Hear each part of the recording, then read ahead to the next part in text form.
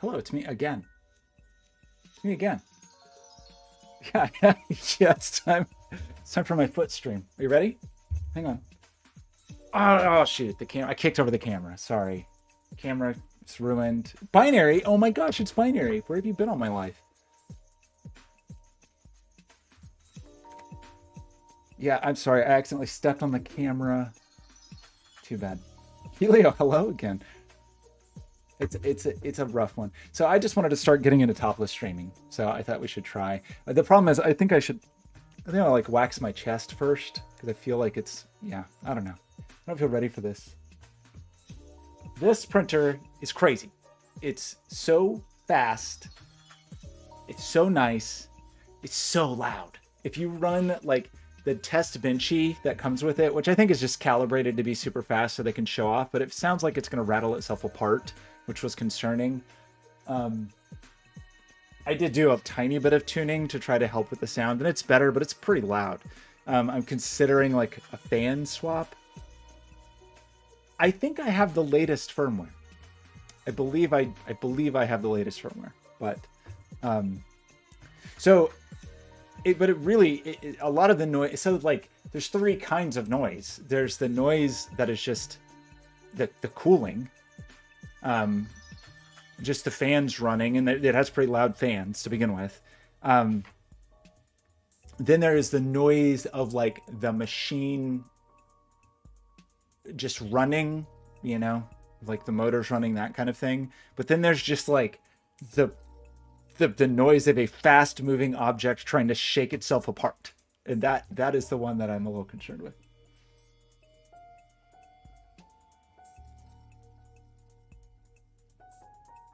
Oh my gosh, Larry. Unbelievable.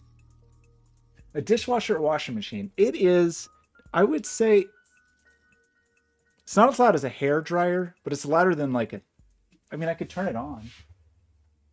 I don't know how we'll pick it up on this mic.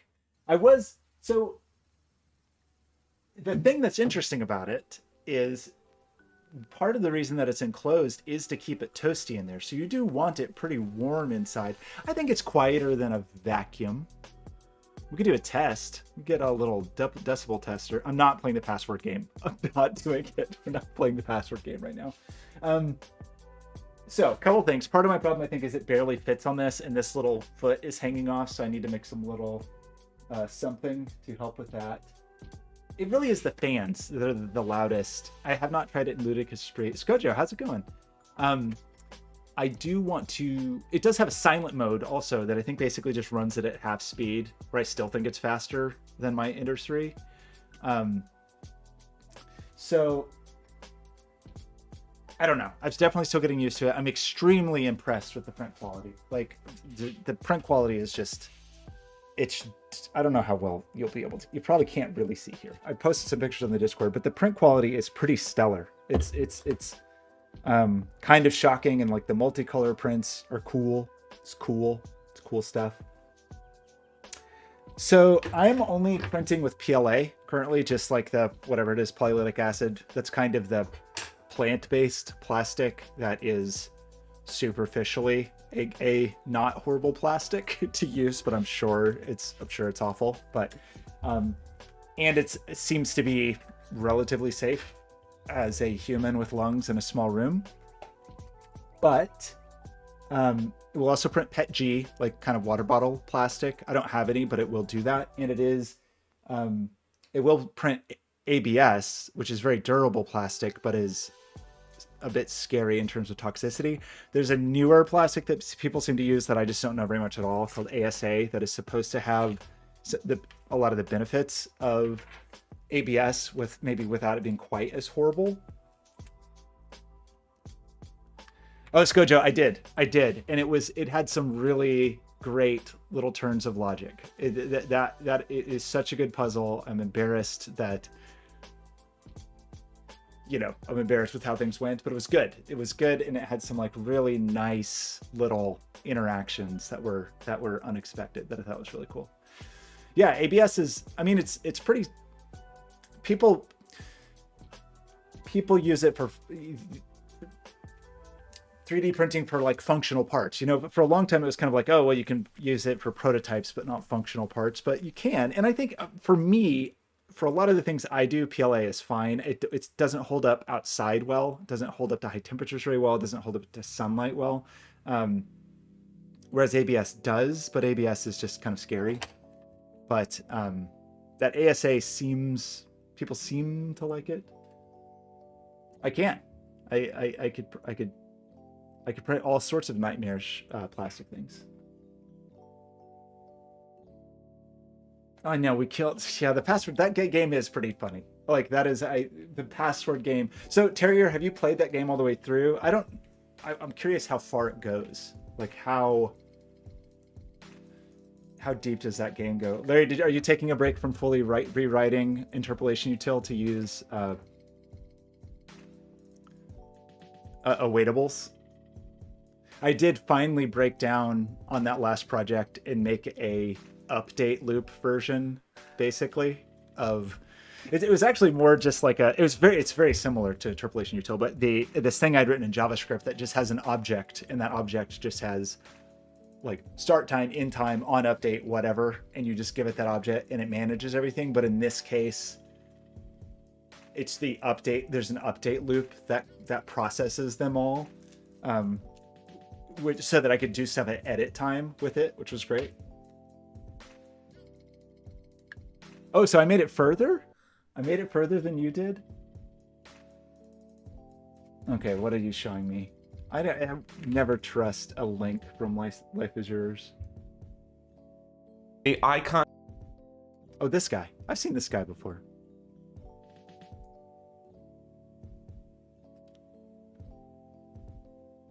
These A1s are cute. Is he doing the concrete thing, or what is he doing? Is he trying to make it more rigid? There seems to be like in YouTube. I'll switch over here. Like, oh yeah, the concrete floor suddenly got very popular.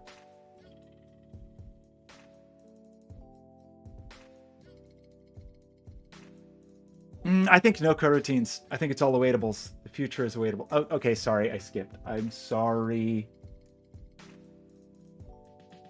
No skipping. I need to know how much a print surface will affect print quality. Oh, it's cool music so what here. happens if you remove the print surface entirely?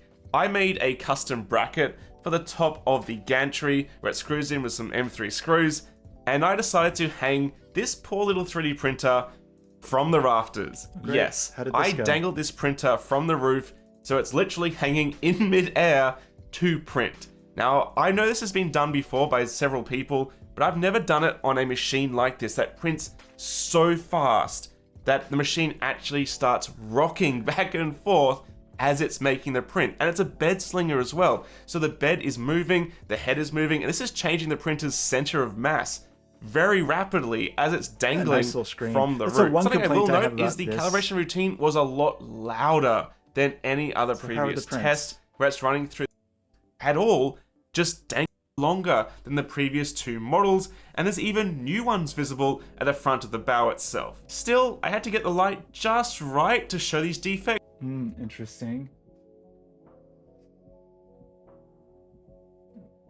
That's what we need is 0G. Okay, I'm sorry. I'm sorry I skipped. So the one thing I'm not crazy about with this printer, and it's not that big of a deal, but the display is pretty lame. Like it's definitely a big downgrade, obviously, from the printer that is $500 or $600 more. But you can do so much from the software; it doesn't matter that much.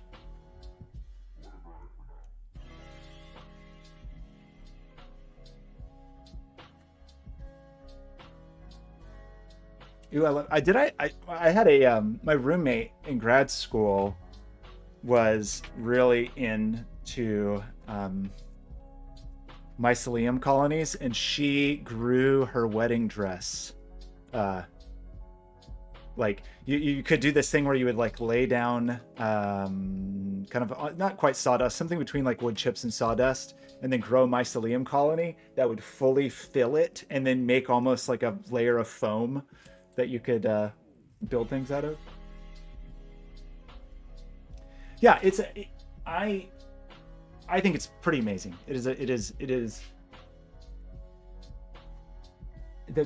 the quality is better, the speed is better, but the thing that really is the shifting point, for my opinion, even though I've only had it a week and barely used it, is like how little fuss it is. Because I liked the Ender 3, but every time there was something to fuss with and something to mess with. Oh my gosh, I feel like being around MakerBots in grad school made me not touch like not even want to touch 3D printers for 10 years just because they were so obnoxious. And I would see people spend like hours and hours iterating trying to get something to print that they could have spent 45 minutes on just making in some other way. Um, but so I don't know. I'm pretty into it. I still haven't quite figured out. Now now I have this, and I have the laser cutter, and I have the CNC router. I do have a new project coming with the Children's Museum. I'll be fabricating again, so I just haven't quite figured out sort of like what's my fabrication strategy. So the reason I'm streaming, by the way, is one, I'm really trying to get back into the swing of things. But I was just thinking about this problem of like installations running on a Raspberry Pi or some other machine, and how much of a hassle it can be to set up those machines. Like, I think I can show this. Let's see. Let's try to not show. From my stream earlier, I had to go back and blank out when I showed part of my credit card number. So that was a fun one. Let's try to not show anything on GitHub that shouldn't show. So the thing I was talking about, Life is Yours, on Discord, is just the, when I do a project, I end up with this, just in case the machine crashes, where it's like, okay, if you have to reinstall the computer, which sometimes happens, like you just go through and you go step by step and you reset up this computer, and it's ridiculous. Like, there's no reason that a human should have to do this manually, but I end up doing it all the time, like as I'm working on a project, or if like this happened recently, one of the systems went down at the Children's Museum and you have to kind of go through this. So either you do this and then you set up a backup of it, like of that image, and then have to restore it, or you have some automation system. So there's three things I could think of. One is it's just like a bash script, like you do the install and then you run the bash script. One of them is it's a Docker image. So you do the install and then all you really have to run on the Raspberry Pi is, run a Docker compose file or whatever. Or if I was a crazy person, maybe I would do it with Nix. I don't think I want to. The only reason I can see for me personally to do something with Nix versus just doing it on like a pretty vanilla install plus Docker is if I needed to configure something at the system level, which unfortunately, at least at the time of this documentation, like setting up FluidSynth on a Raspberry Pi, I did. I don't know how necessary that was though. So today I was just going to try FluidSynth in Docker just to try it and just see if it worked and see how bad the latency was and all that stuff, just because I've used it in a number of projects now, and it would be kind of cool to be able to do that.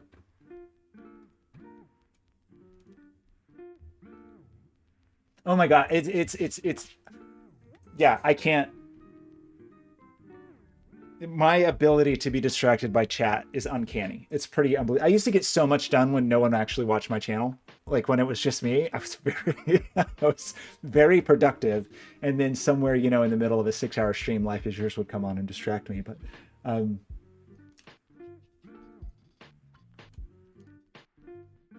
is that okay? I don't know that ChatGPT.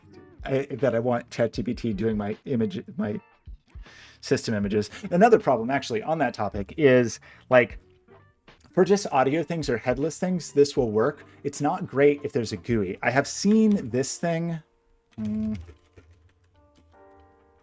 What do they call it? It's this. I haven't tried it, but I'm interested in it. Like if I have a Unity some Unity app that I want to run. I've been thinking of doing something like this, but I don't know how this all works with GPU access. And it just seems like it might take so much setup that you sort of lose the advantage of Docker. The thing I was just looking at that is truly bananas that I would, if we're definitely not there, but this seems, if this actually pans out, it would be amazing, because we're just shifting into a world where, like, you know, people joke about it, where it's like, oh, you should just buy the GPU and then build the computer around it. But like, that's really kind of the world we're in. And so this guy, well, he's showing it. I don't know that he did a lot of the core work, but I think he's helping out with the project. But of just basically strapping a Raspberry Pi to a GPU and having hardware acceleration, whether it's for graphics or for AI or for whatever you're trying to do, is pretty interesting. Where it really is just like a GPU with a, like, the CPU is just a daughter board.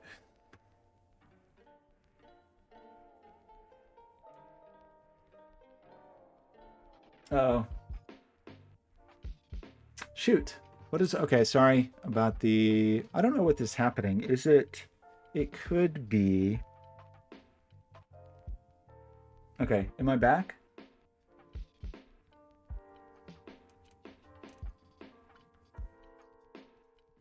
Why are we buffering? I know who I want to blame.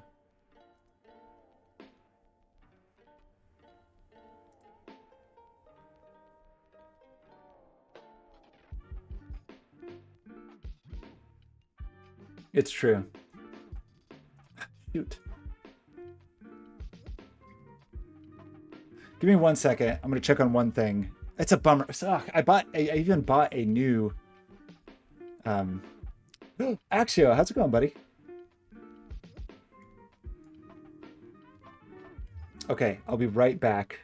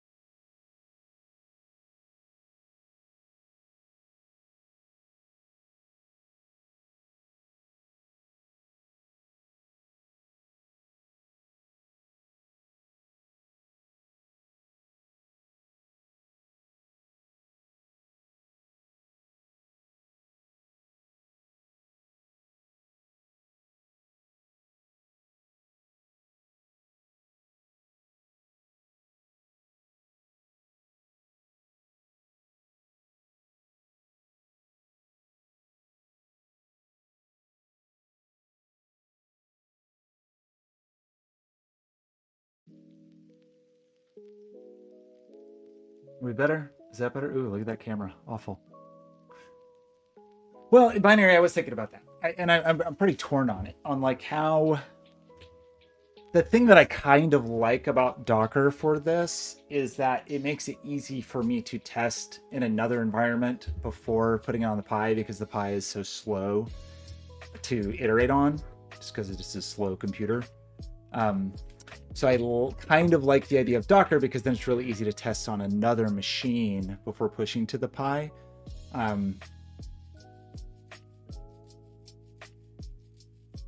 I guess that's the one advantage. That's the one reason that I'm thinking like Docker could be cool.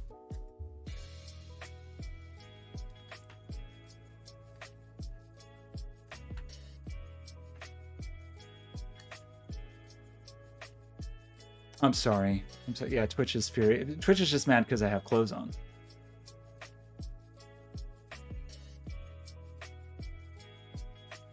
I mean, I'm torn. I really am torn up. I don't have the best. Don't have the best answer. I'd like some kind of image. I mean, what would you use then? Like, what's the? You think that it should be a full image, like a full system image that is built. That sounds slower to iterate on though. Because then anytime I'm testing something, it's a full boot instead of just like a Docker compose up or whatever. I've been trying to plug in this power adapter for 20 minutes and I keep getting distracted. Well, I can't use it there.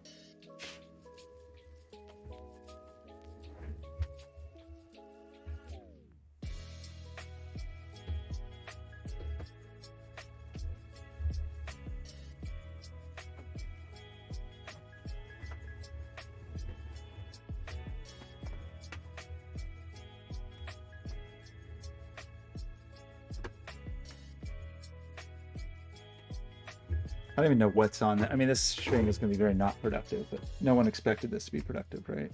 I don't even have I can't remember what we were doing. Have Raspberry Pi, have they shipped yet? I definitely ordered some.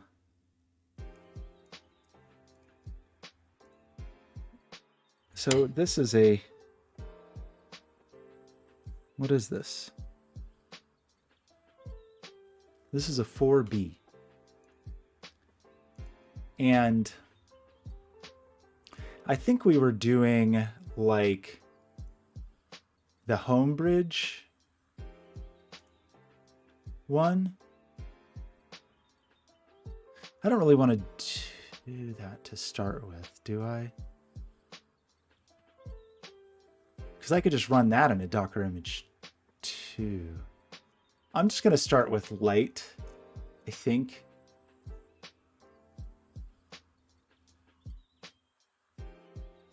But I want a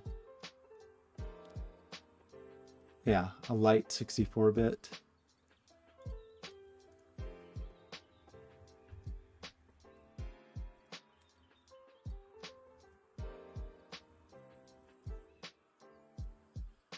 It's like it's just enough configuration. It's a 128 gig SD card.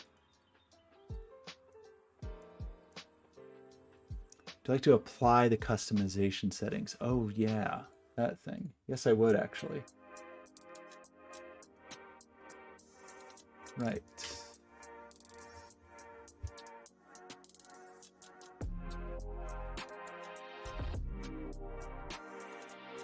How dare you say that? You're just mad that you have to wear clothes. Surely yeah, okay, anyway. I didn't realize I didn't realize I didn't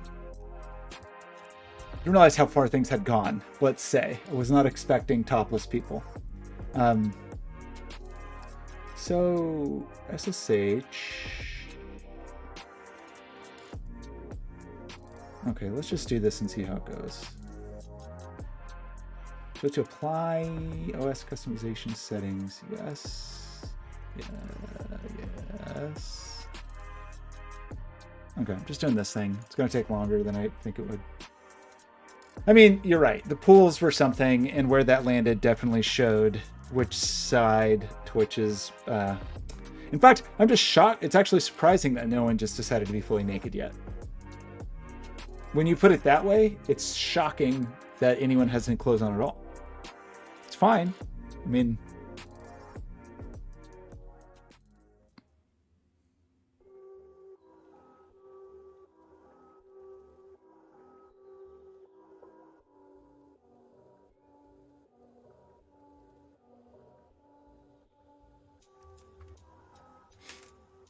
Okay, so what I'm thinking, and I'm definitely not a Docker expert, and especially in terms of composing Docker files, I'm bad at it.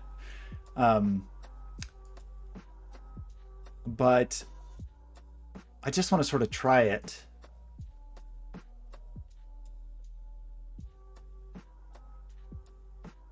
God, so this is the part. Like some of this stuff sucks though, because you still have to do. This is why it's yeah. Shoot.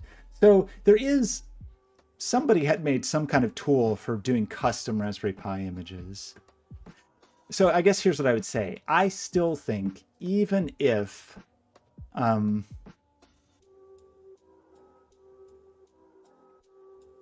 I still think even if I do have some other solution for the system level configuration, that I still want the audio stuff to be in a Docker image. That's what I'm going to say. So I'm going to say I still, you could make the case to me that yes, we want some other solution for the system configuration, like a custom image. But I think still at the, for like the software that I want to run, I still think I want to do that. I bet so. I bet you could talk. I mean, especially GPT-4, just talk to it about. Yeah, that makes sense, binary. So I think I'm going to start with the Docker image, and then yeah, maybe I'll do. There used to be some. What was it? There used to be something that had. I want to say it was like some web framework or something. I can't even remember. Was it Bootstrap? There was something that had like a pretty nice web-based like package configuration. I kind of think it was Bootstrap.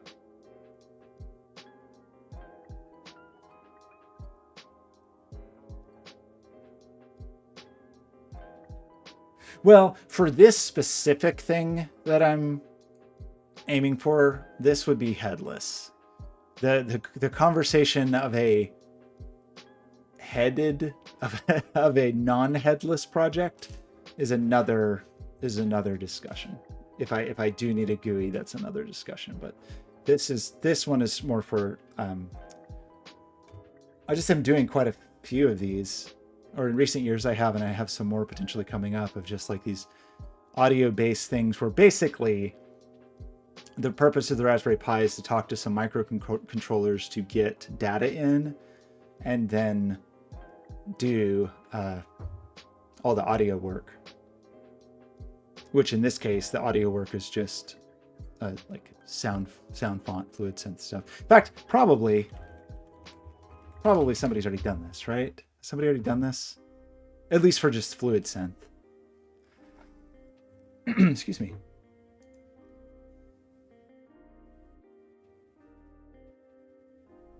Perfect. I mean, for Figaro, that is a big consideration of like actually making an object that I might want to put out into the world. That is something I am considering. So there's a Docker file somebody did from 3 years ago. Great, awesome.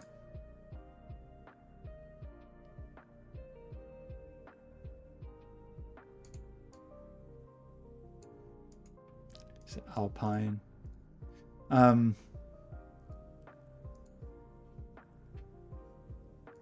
It's pretty good. I might rip off some of this. I don't think I'm going to use this one. I think I'm going to use my own, but.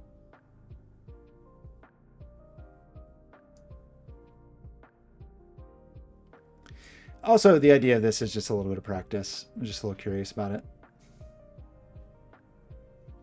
This looks dumb. I don't want to do this.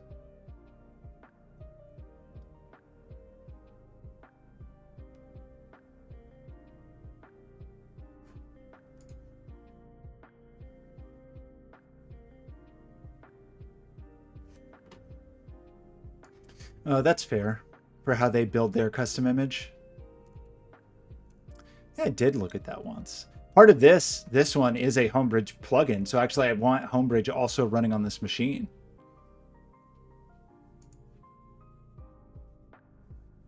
Yeah, like what is their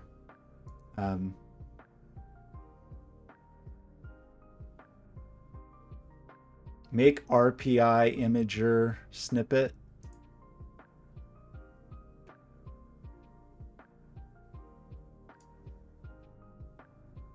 So they got it from this custom PyOS.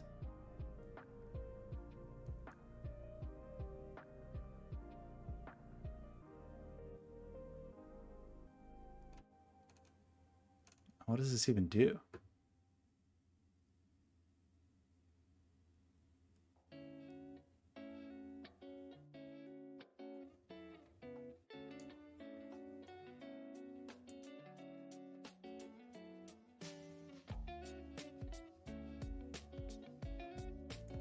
Where's the actual configuration that... I mean, maybe this truly is just to make the entry for the customized RPI imager. That doesn't seem to actually make the image, though.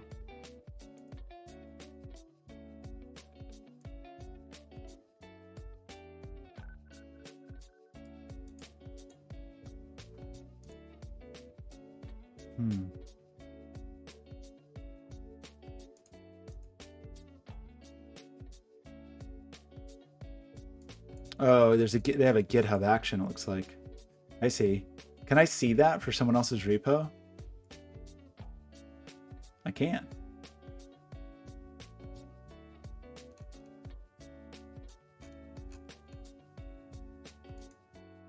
Stale workflow. Great name. Stale.yaml. But can I see the workflow? Can I... That's not what I want. Is that like the...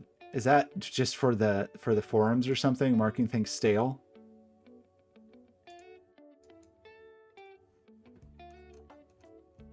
Okay, this is what we want. Create Raspbian Homebridge image. I have not really looked at any of GitHub's CI/CD stuff before.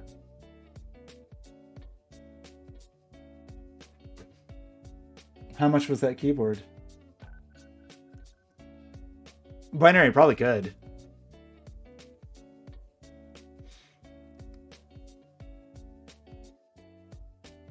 PyGen.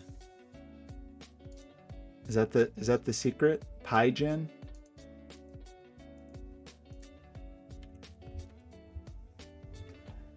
Oh, it is.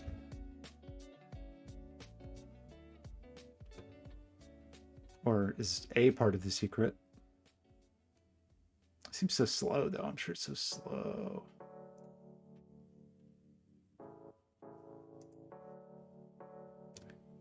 Making kiosk pie, custom Raspberry Pi image.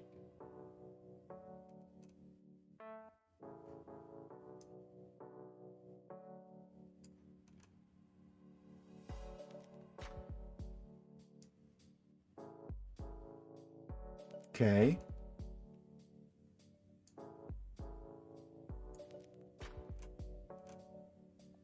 I mean, there's something to that. There's something kind of interesting about that. I just don't, it's probably, I don't know. I don't know if this is like where I want to go. Maybe.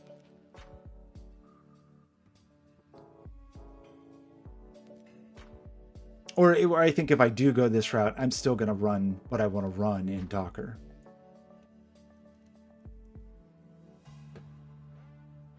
Whoa, that is a costly keyboard. What time is it in Norway? Oh my gosh, you're unemployed now, so you can be up all night? This is very slow. Sorry about this.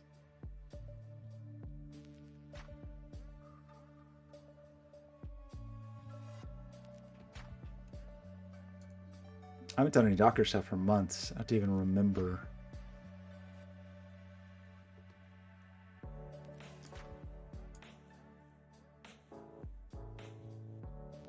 I mean, I basically just have to make a Docker file, right?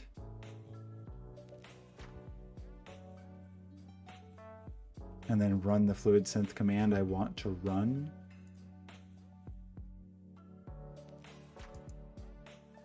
What's pretty weird here is there's no... Ah, that's what's missing.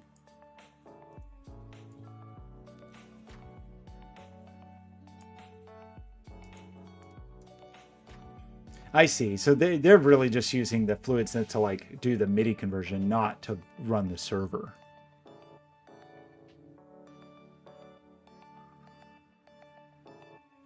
No, I get. Hey, my last like actual real work day was um, whatever day that was. It was some days ago, and I still am trying to learn to function. I always have this weird issue of like reacclimatizing, like relearning to be a human being after a big project is done, and learning to like do things that I'm interested in doing and not just what I have to do.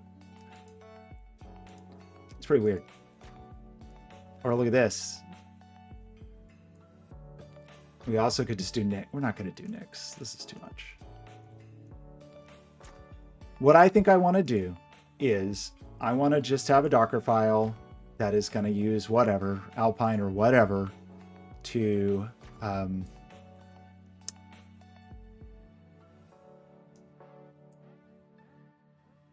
install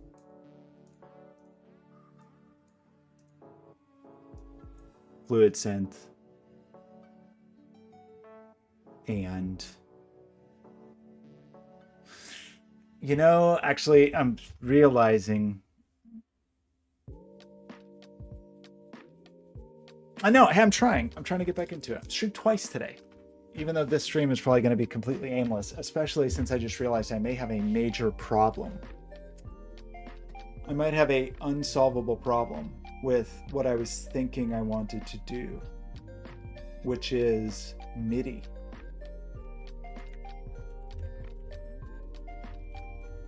Like, how can I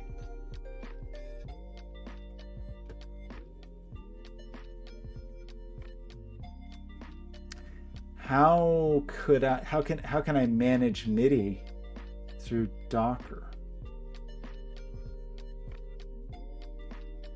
And is that just going to be way more of a hassle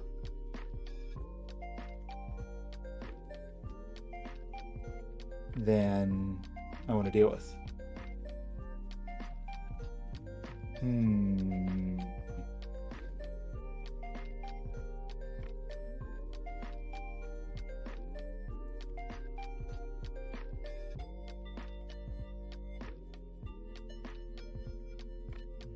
Then what hammer do I want to use? I want a way to have like a very reproducible.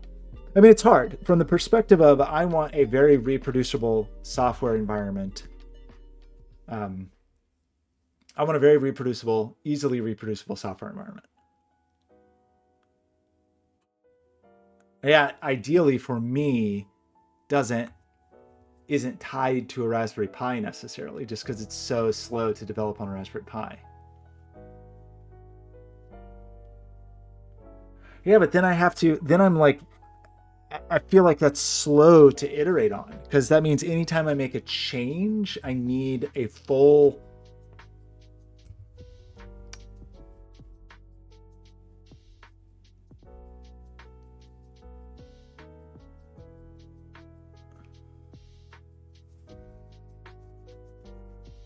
But then I guess what's the right tool for that? Like, what is the right tool for the?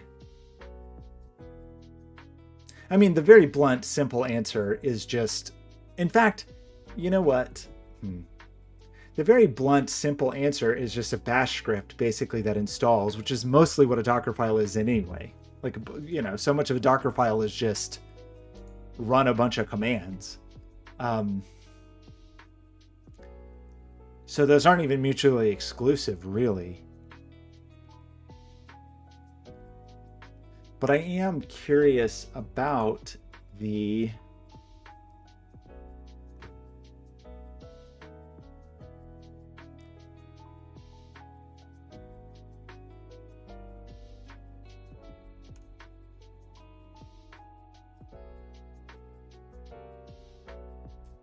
Like the audio out doesn't seem hard.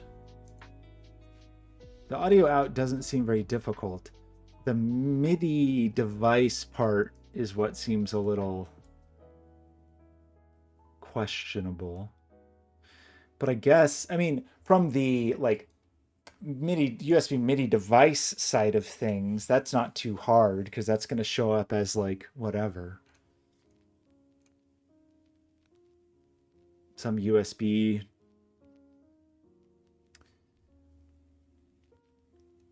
So it really is just being able to see. Yeah, how could you do that? Like,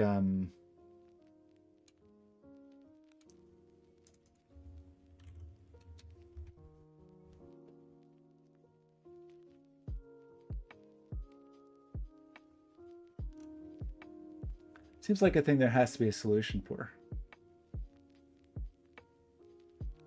Well, now I'm just curious about it. And I haven't, it's been a while since I've like gone through these steps, so I can't even remember exactly what it is that I need. But I mean, just in terms of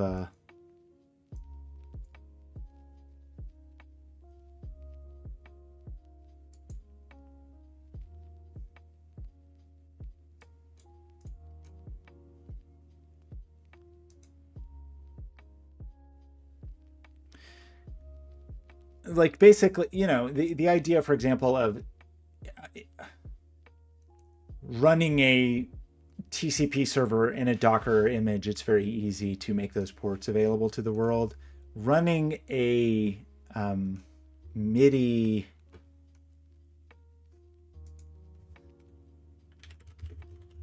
host in a Docker image is, I'm having trouble wrapping my mind around that a little bit.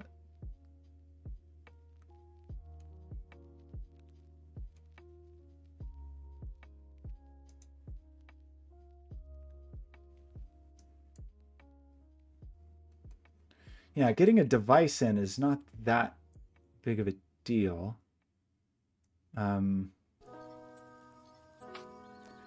But the MIDI, I don't know quite how to do that. I mean,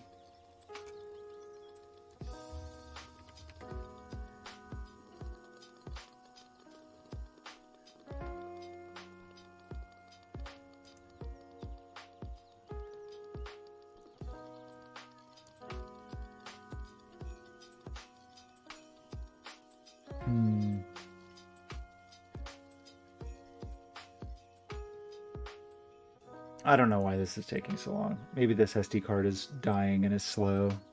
Shouldn't be that big. I don't know why it's taking so long to write. It's not even building it. I mean, the sound device for sure is for output, I think is easy enough. It's the issue of how MIDI devices show up through ALSA that I'm a little confused about. But I don't even remember well enough how it works to even articulate the problem. Once we get this, I don't need to verify. I'm not verifying anything. Once I actually get on the Pi, if this works, assuming it works, it'd be cool if it worked.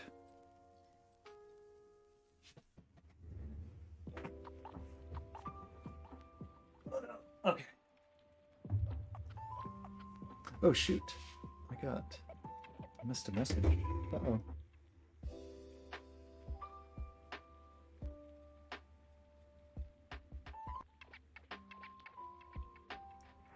I mean, this is probably going to be the least interesting stream of all time, just because I don't think I'm actually going to make it very far on anything. But I'm just trying to, trying to get back in the swing of things a little bit.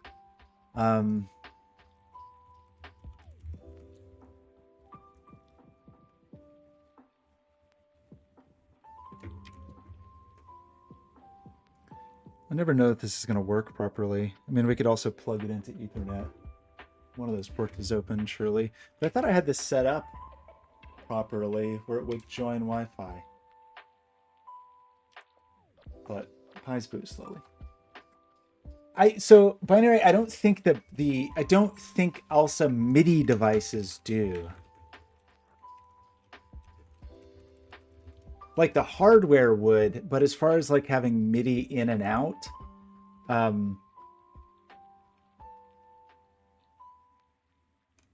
don't think so. Maybe I'm wrong about that. I could be totally wrong about that.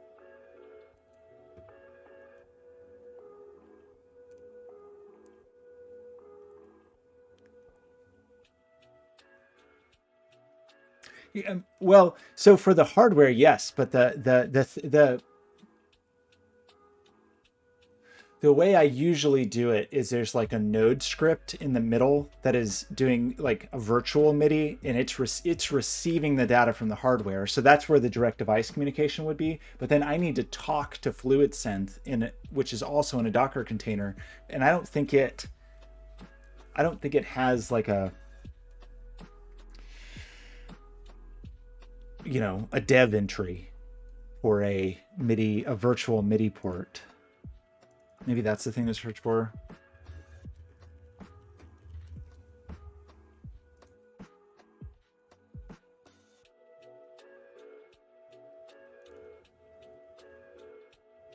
I mean, maybe it does if it is a... I don't think that's quite the thing that I want, though.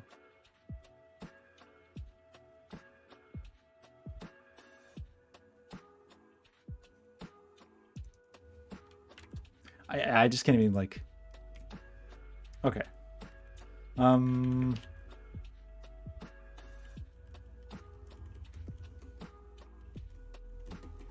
maybe I have SSH set up already? Don't?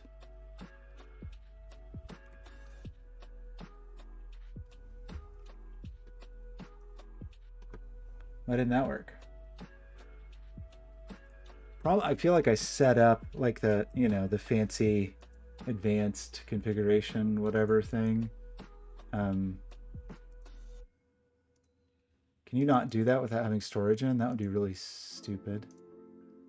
You can't see your advanced configuration without...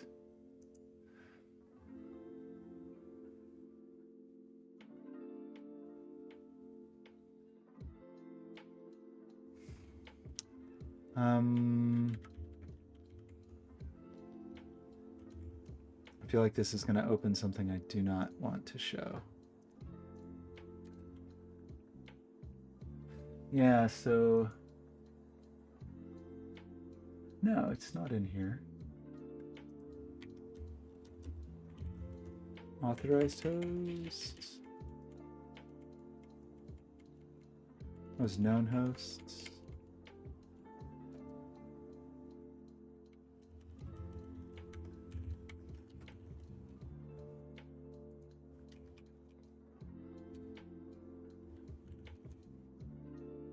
Shoot. Is it not?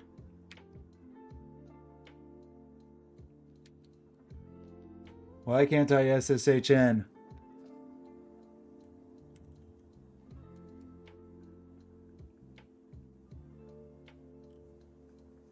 Why can't I SSH in?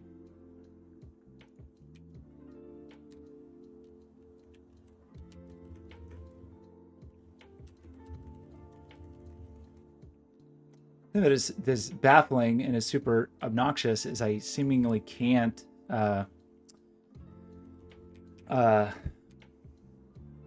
see my custom configuration. Like I can't see my...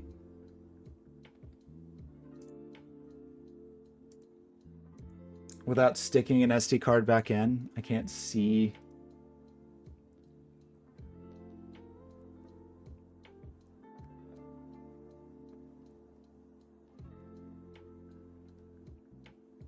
Well, that's so.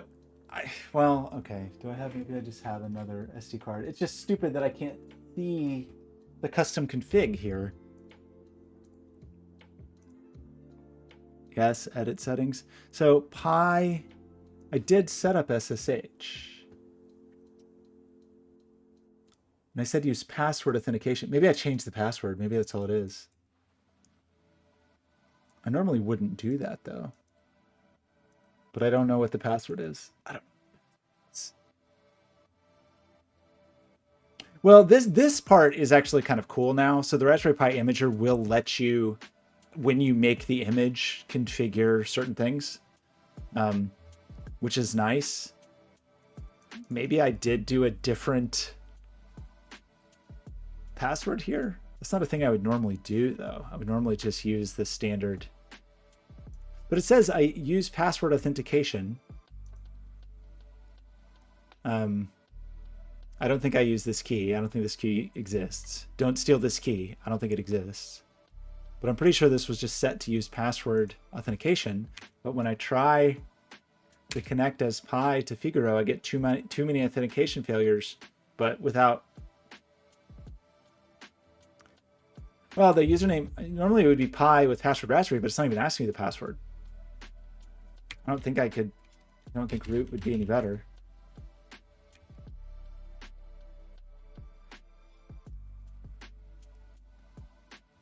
Is this, maybe this isn't, I might have another image running somewhere that is Figaro, but I don't think I do, actually. I think that's in a box somewhere. So why is this broken? Did I set this password to something else? I didn't change it today. I just assumed I left it Raspberry because that's what I normally would do, but maybe I didn't this one time.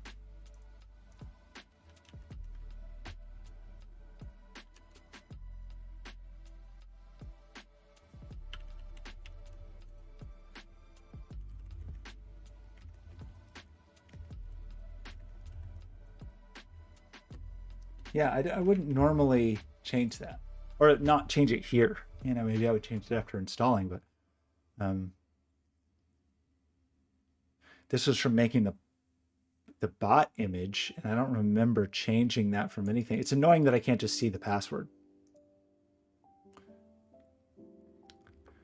That would be very obnoxious if I just can't get into this. I mean, I have a monitor here. It's not plugged into anything, but I guess I could. Why is everything so annoying? Everything's so annoying all the time. But it's not even asking me for a password, is the fun deal here. Why is that true? I went and deleted it from my known hosts, thinking maybe...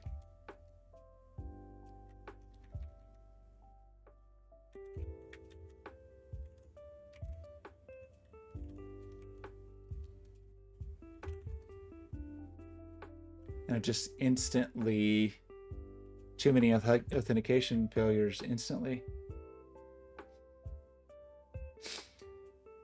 Yeah, I guess. But it's weird. It seems like SSH is up. But yeah, maybe I can just mount that image and try to change that file. That's annoying.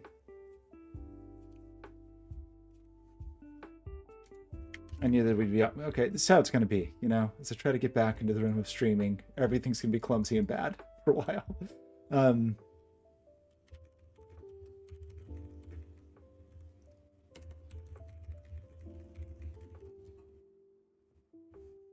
Sure, just add all that. Just add everything to that config file.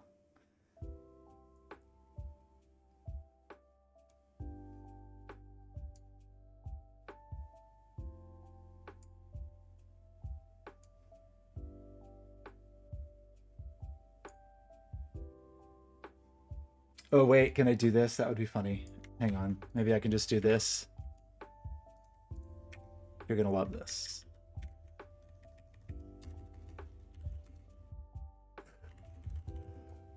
Okay, I'm in. Awesome. I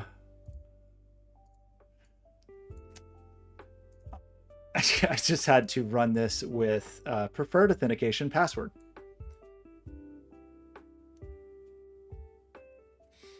Okay, so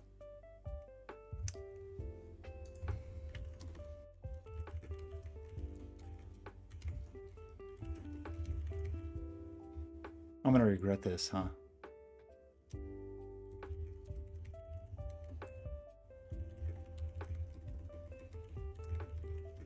Need Vim at least minimum. I feel like at some point I actually did have this set up for key-based authentication.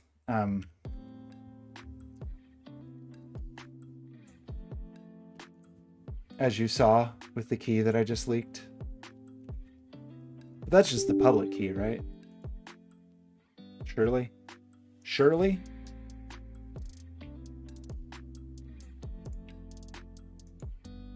I don't care, just whatever. It's dumb that you can't edit these settings. That's my public key, right? It's fine. It's fine.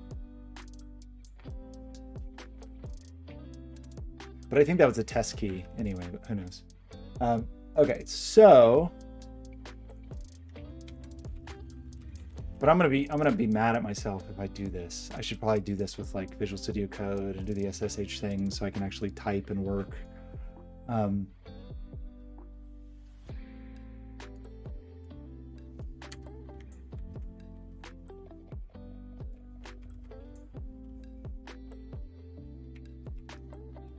Oh, great. Didn't keep that? Really? Awesome.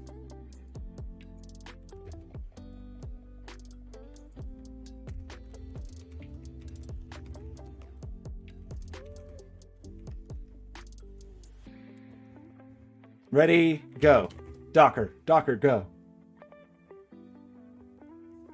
Let's start. We can start with this, stealing this one. So what is this one going to do? This one's just going to run it, and then it's going to, this is not what we want, right? We want,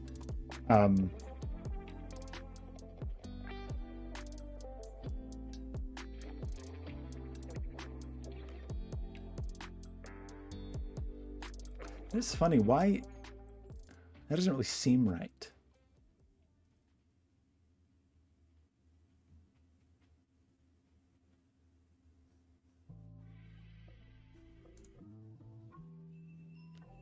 Like, where is the...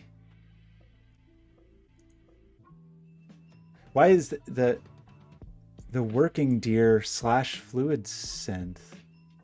Maybe that doesn't actually mean anything. Like, this doesn't... Because that wouldn't exist, right?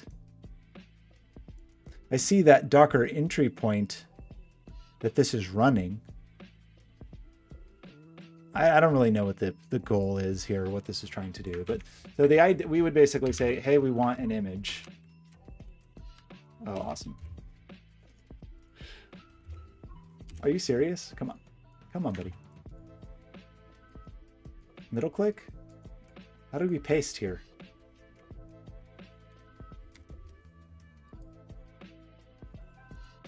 It's not middle click or right click?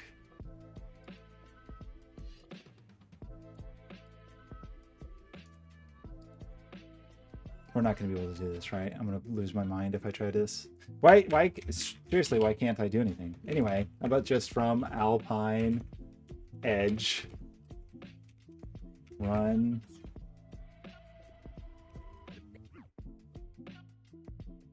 Oh, it's not, let's see.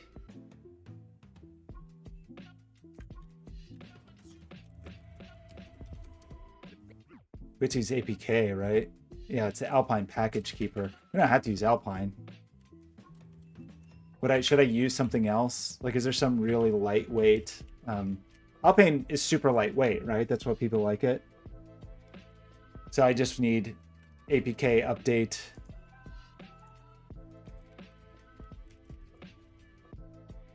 I don't like all these on one line. I can have multiple run commands, right?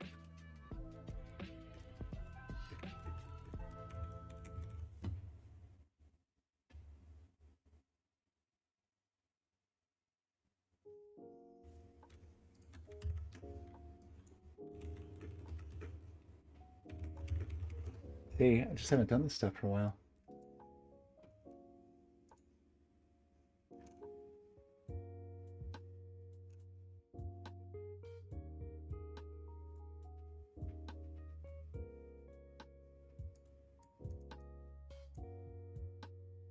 Right, so can't I do something that's just, oops.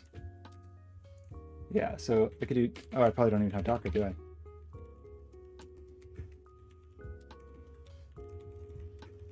This binary is saying I told you so right now as I stumble with this.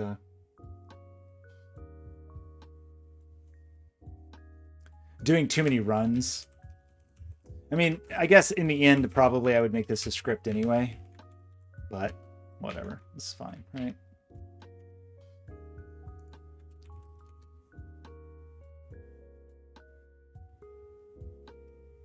So the thing I want to be able to do is do a Docker run, but then there's if I just want to like connect to it,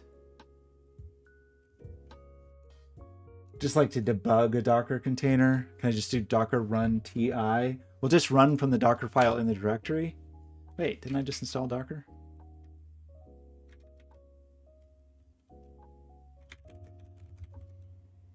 What? Wait, what? I thought there was a way. Isn't there a way that I can just like basically run this and then end up with a shell at the end just to debug it? Also, why? Where's Docker?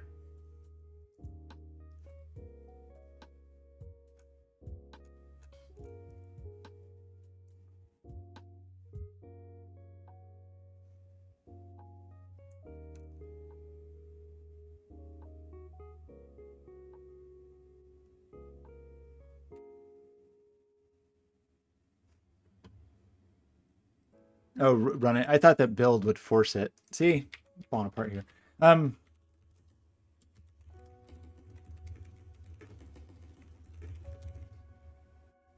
What did I install if it was not actually Docker?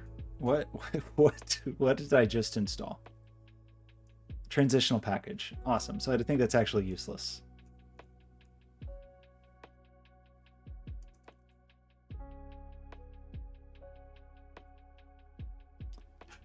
Right. I can't install Docker like this.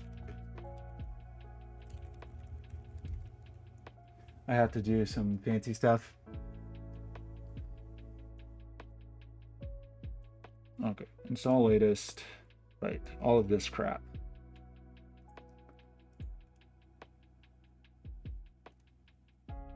Right. Like add the Docker's official. Ugh. Why is everything so annoying?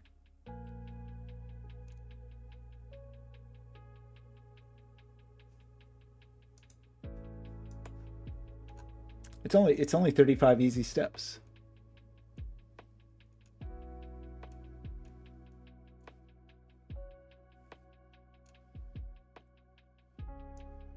Oh, maybe it is easy. You just do this.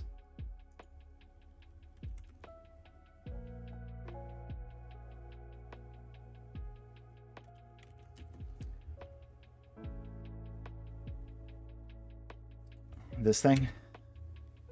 Oh, yeah.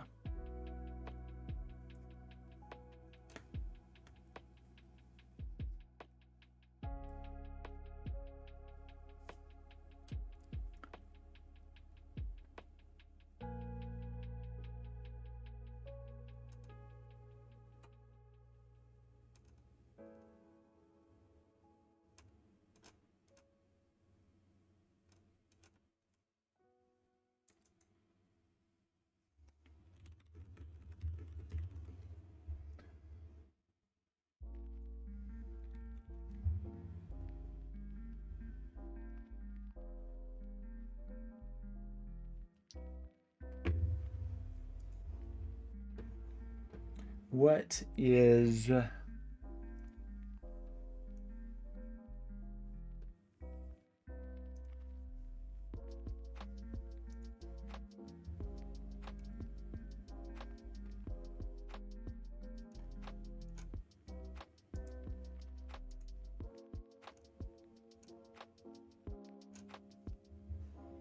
okay? So to run Docker as a non-privileged user, consider setting up the Docker daemon in rootless mode for your user, etc., etc. I don't care that much right now.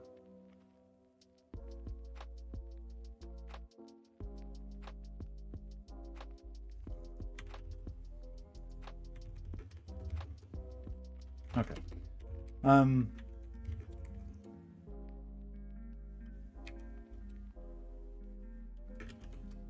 Can't you do? Am I just making this up? Oops.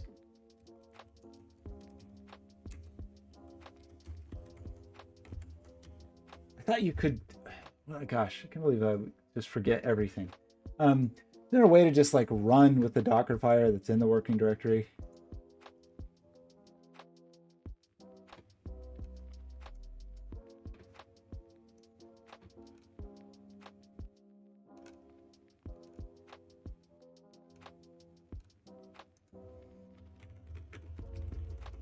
Let me just get ChatGPT up. Just ask. Hey, buddy.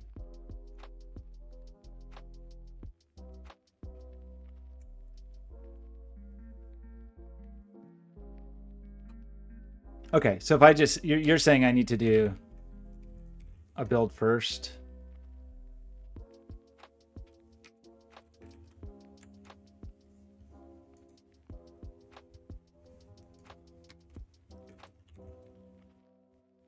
Oh, or do I need to be one level up? Is that my whole problem here? Is I just need a path? Okay, no, sorry. I'm remembering. I need to be in here. Oops. And then Docker build. And then just the name of the application. Something like this. What? Oops, -T. This thing?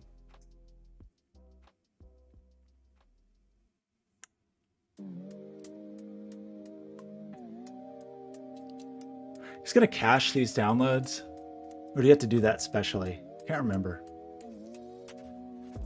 I feel like that was a big deal. Like really the only time I've actually used Docker, I've either used images other people did and I just wrote the Docker compose. The only time I've really written Docker files was for like deployments on like, what's its face? Cloud, Google Cloud Compute.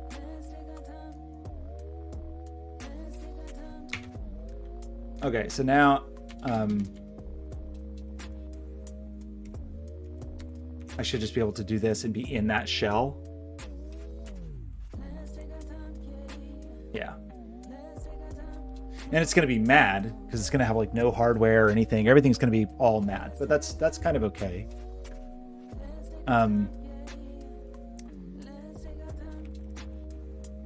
So then we'd want something like the command,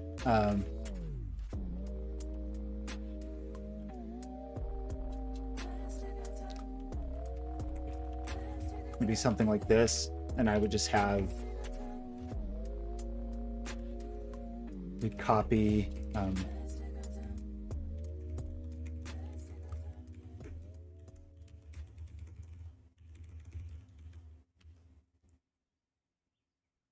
I need an entry point and a command?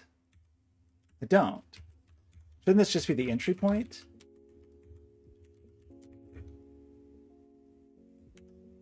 Like this? And then I would just make my,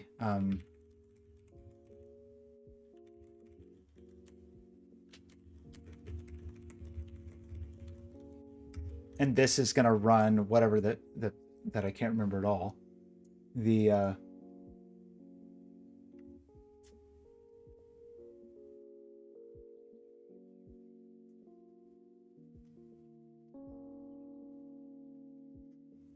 oh, it is. Oh, so it's going to be like in some working directory. I thought this is what got ran. I guess I'm getting confused. I'm trying to remember what the.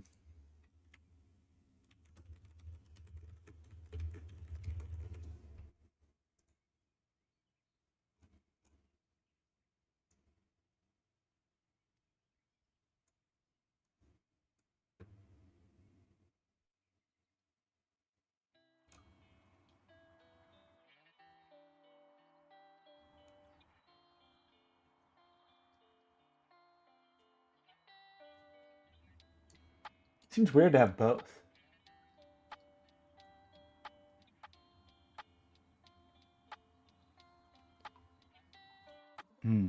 Oh, when you run it, right. But I don't think I want that. I think I want this. Or do I have it backwards? Which I have it backwards. I want this one. This is what I want. That's what I want to actually run, right?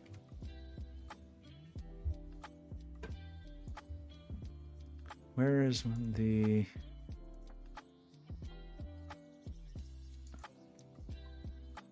So I don't think any of this is secret.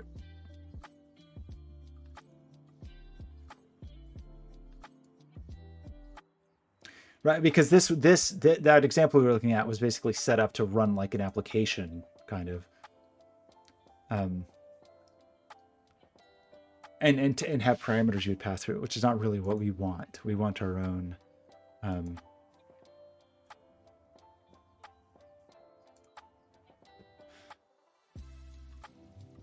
So we also need to install, right, there's some other packages we need to install. I'm remembering. One of them being the, yeah.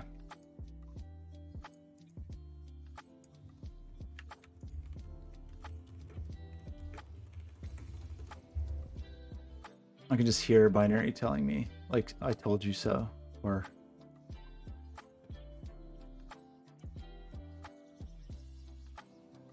Where do you think the FluidSynth sound font is, though?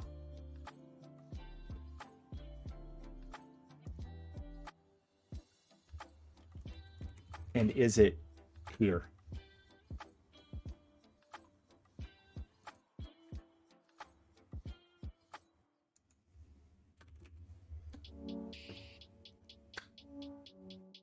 I think it's in libs.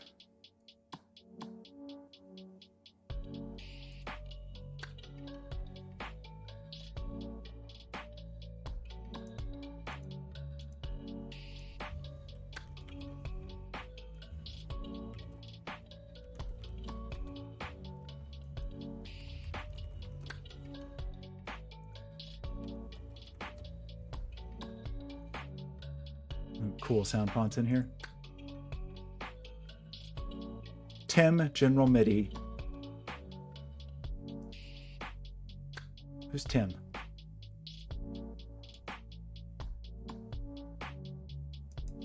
But there's a specific FluidSynth one that like.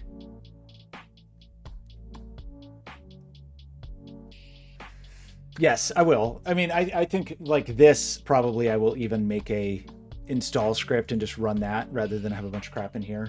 Do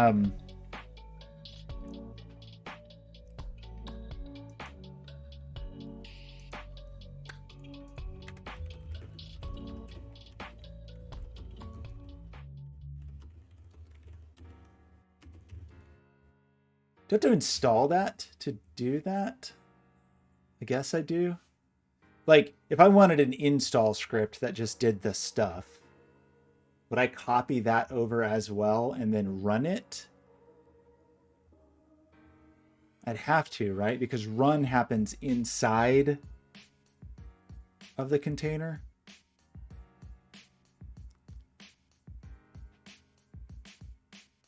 I always get confused about that.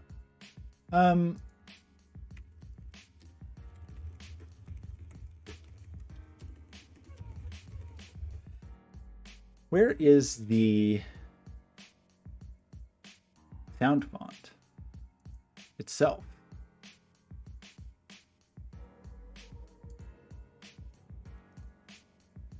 Not there. Maybe it actually gets installed with just FluidSynth. That's a possibility.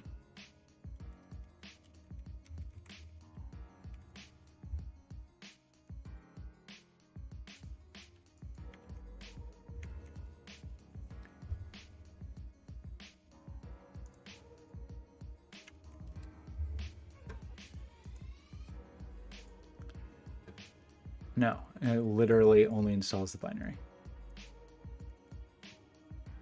And it did not seem to be, well, it's surely not in doc. Is it in libs? No.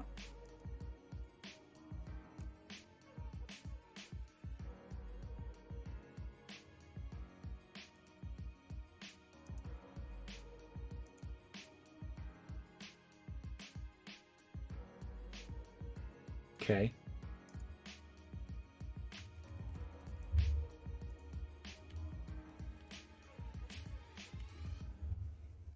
That one, oh no, where'd it go?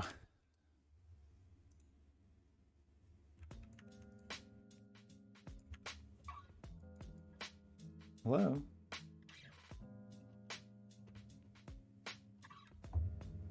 I do have to go before long.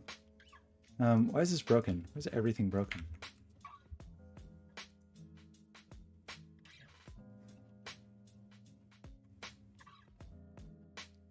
Why is everything broken and slow?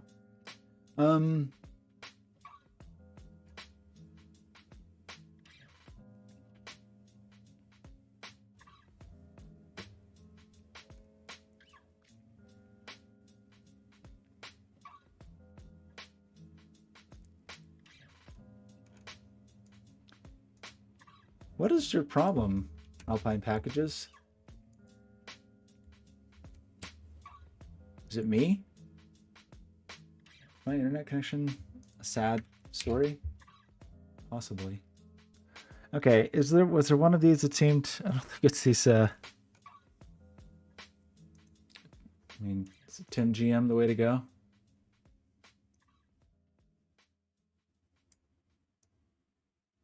Seems like the way to go. So can we do this?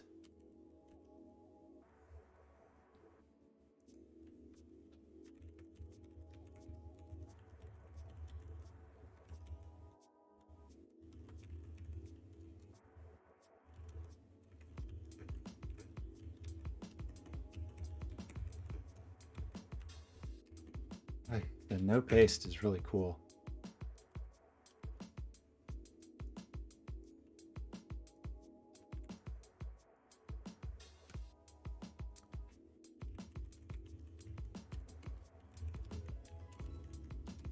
So do I need to copy this over first? Is that a thing I need to do? It's probably not good Docker etiquette.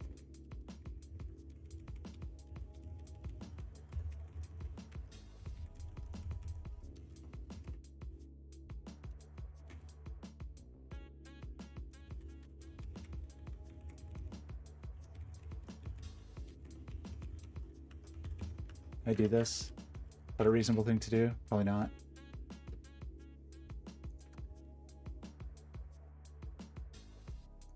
Sorry, what did I do wrong?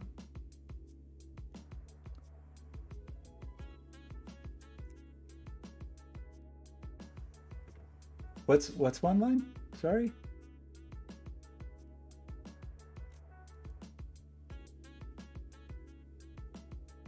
Oh, change to not use Alpine. I don't care. I mean, I don't have that strong of an opinion. I like the idea of it being really lightweight. You're right. I could easily change it to Ubuntu and then use apt, but I just feel like it'd be more bloated then. Although I think there's a really lightweight, I mean, I'm sure of it. There's really light Ubuntu. But what I want to happen, I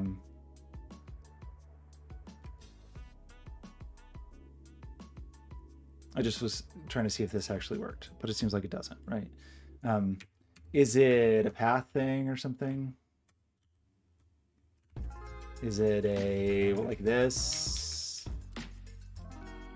kind of thing, or what are we mad about?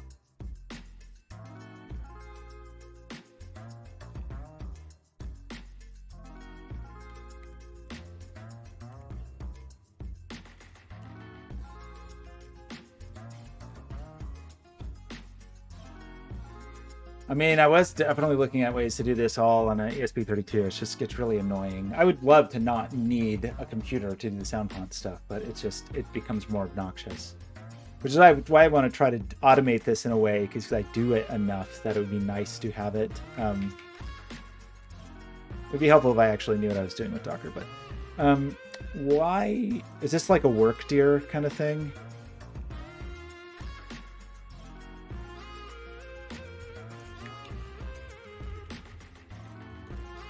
I just need to start asking ChatGPT. ChatGPT, tell me all about it.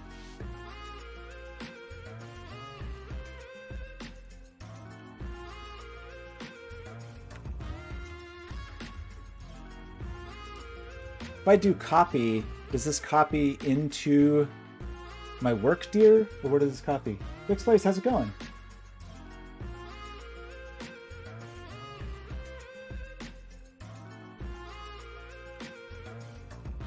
Oh my gosh, a legit question. Oh my gosh, you've come to the wrong place because I don't know what I'm doing.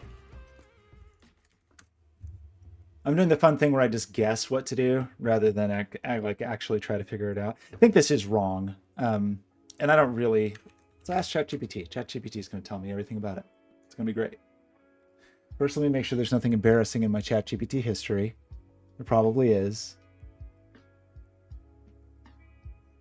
It's always embarrassing. Okay.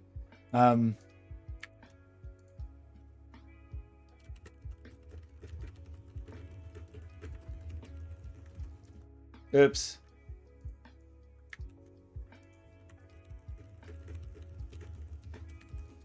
No. Why does this not fully paste? Is it right click? Is that the thing? This terminal kind of sucks. It's not right click to copy. Oh my gosh.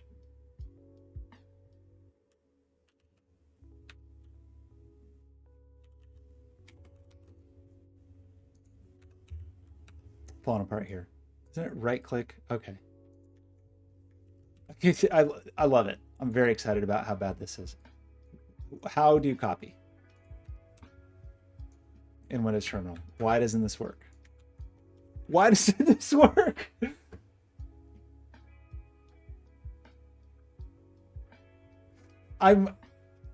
Why can't I copy this with a right click or a Control C or anything? Like I'd be glad to copy in any possible way.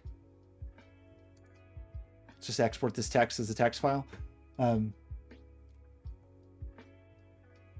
know, it's infuriating. Why can't I copy here? Shouldn't this be a thing I can just do? Shouldn't I be able to copy? Whose fault is this? Normally copy is right click, but that is not working. Yeah, yes, extreme is beautiful. Windows. I mean,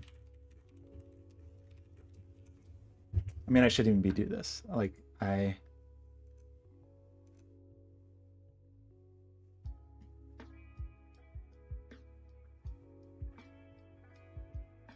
hold Shift to copy the clipboard from within Vim Bash on Windows. Hold Shift, drag the cursor. What? I don't believe you. Yeah, that didn't work. Why can't I just right click in the terminal and copy?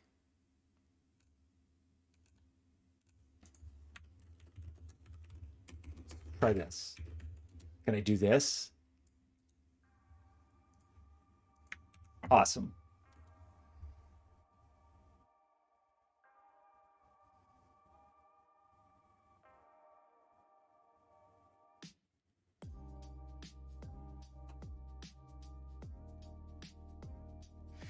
So, where the good single board computer? That is a great question, and the answer is they bafflingly don't exist unless you either just buy a cell phone or a tablet and use a cell phone or a tablet, or you go to the Dell outlet and get.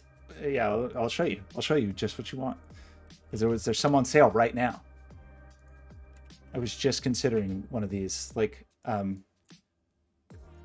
this for $200.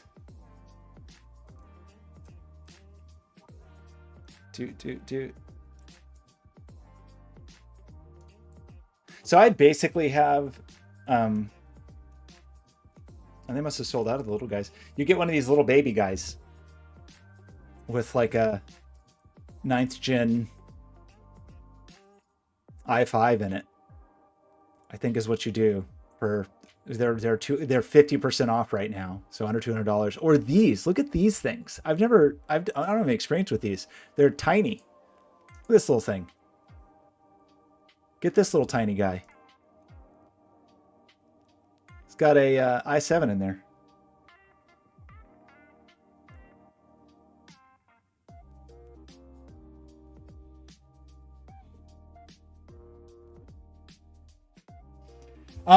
I wish I knew the answer. I really do. I wish I knew the answer for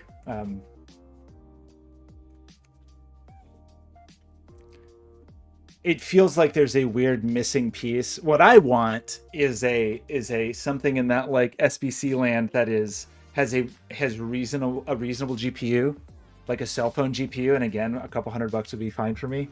But if you're trying to build a cool laptop, I don't know what to tell you.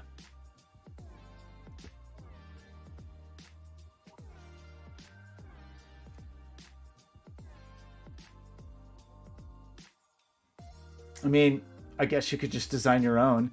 Probably somebody has, right? The what's that site?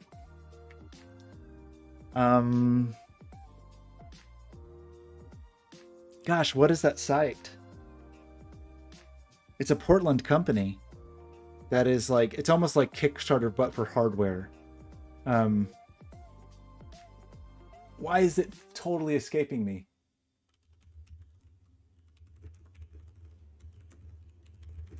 What is the name of the site? It's called, oh my gosh, it's just crazy that I'm blanking on this. Crowd Supply. It's Crowd Supply. Crowd Supply. That's all like, maybe somebody's got some someone's got the board of your dreams here. It's possible.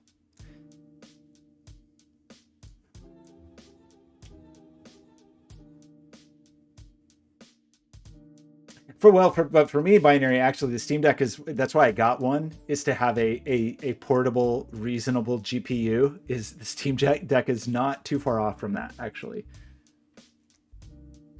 Yeah, battery life not incredible, but I'm not even concerned about running on battery generally. I just want like a small lightweight thing with a decent GPU, just to have like some visual element in an interactive installation without having to run a full computer. I don't know, maybe there's something cool on Crowd Supply.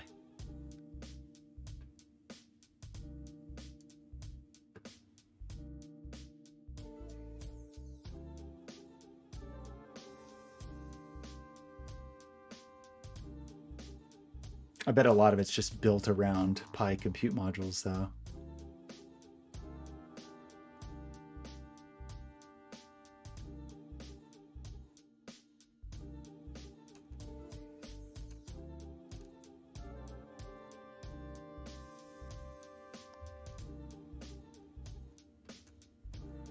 I was actually thinking of the little HP mini PC I got that was also like $200 is just old enough that it doesn't have all the hardware transcoding, whatever the Intel thing is, QV, QSync, whatever it is. Anyway, doesn't it's a little too old, but some of these, I think this one was a new enough, yeah, 8th gen. It's pretty crazy that these are half price.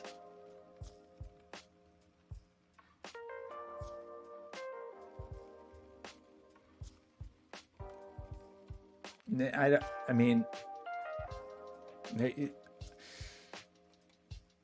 how good are you talking here? How good? Like, what are your needs for this machine?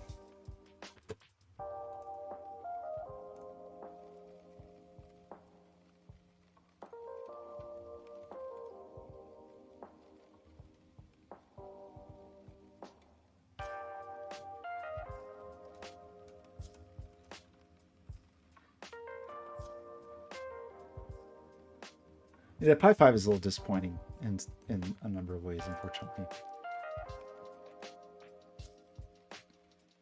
I mean, what are we doing on this laptop?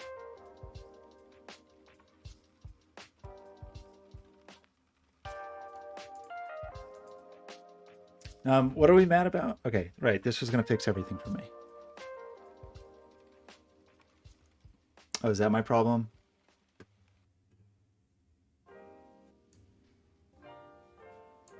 I just have to chmod it. I believe it. Still don't know why I could not copy paste from Docker. That was cool. Also, why am I Vimming here instead of just... that didn't work either. I don't know why I'm in Vim. I don't know. I don't know why middle click's not working. I don't understand. Is there some dumb thing with my vimrc that's just wrong? Shouldn't even be here. I should just use VS Code and do its dumb SSH thing in. But the fact that I can't paste into a terminal is blowing my entire mind. Why can't I paste in Vim? Why?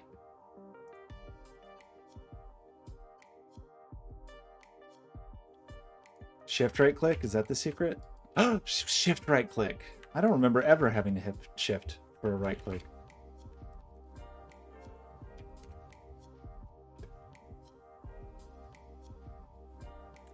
Well, because I'm on a Windows machine. That's true. It is true. But if I wasn't on here, I would need to be in WSL. Once I get to the MIDI stuff.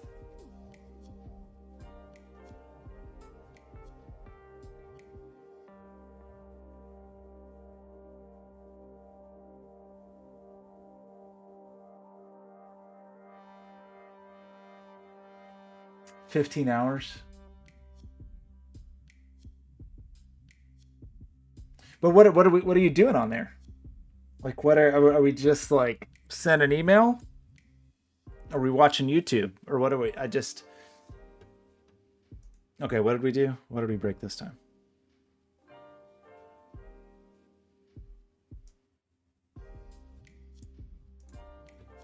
What are you mad about? Did not recognize. Okay, so it actually tried to run it. That's good. What did I do wrong?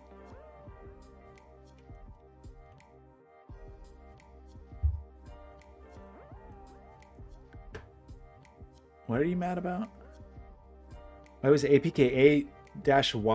Isn't that just like say yes to everything?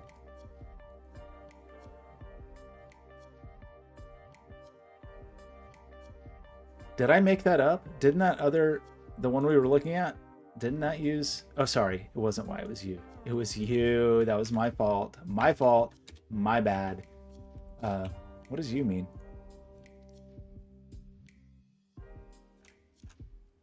Nobody knows. Upgrade.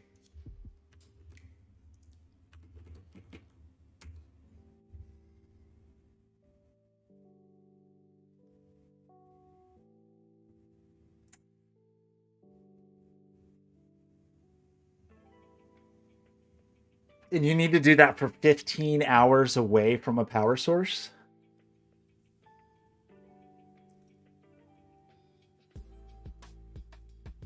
Where's your power source?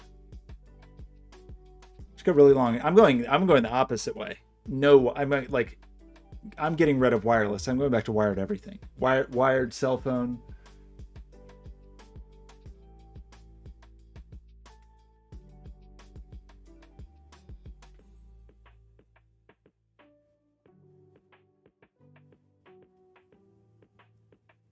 I have a number of devices where the battery is so bad they may not even like. I have both my phone really almost at this point, but definitely my iPad. The batteries are so bad they basically are not even battery powered anymore. The iPad may as well just not even have a battery. It may as well just have a wire.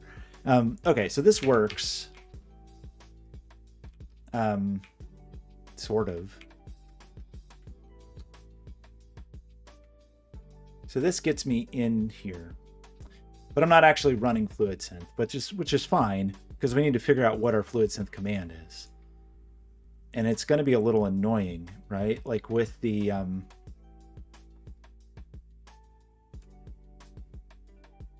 don't remember how to do it actually, but it's going to be something like this.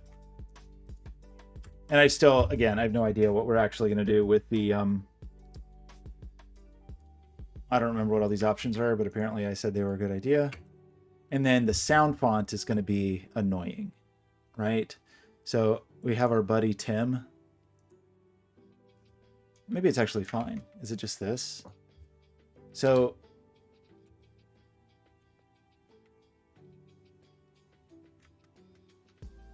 we're probably gonna have to do like past this. That's probably a thing we have to figure out. The other thing is there's some kind of like, no, maybe we have it actually. Maybe that's all there. So actually, maybe we're fairly close. Maybe it is just. I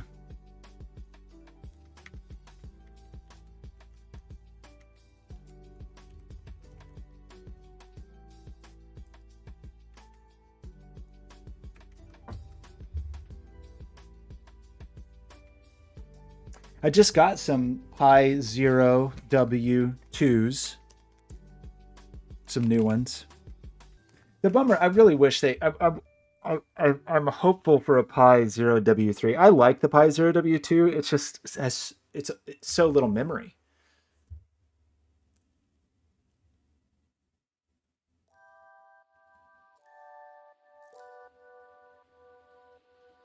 Yeah. Well, I don't know. You get pretty like a M2 MacBook Pro gets pretty killer battery life, right? Is that true? Or is it all a lie? What about M3?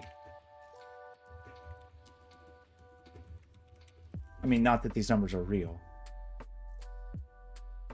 Well, actually, I mean, this is CNN.com saying they hit 9 hours and 55 minutes looping a 4K video. 11 hours looping a 4K video is pretty good. MacBook Pro M3 battery life tested. This blows everything else away. So this is what you need. You just need a M3 MacBook Pro. I mean, if that's true, if they got 9 hours looping a 4K video, that's pretty impressive. I'm not doing this. Get out of here. Okay, get out of here. Get out of here. Get out of here. How do we do this?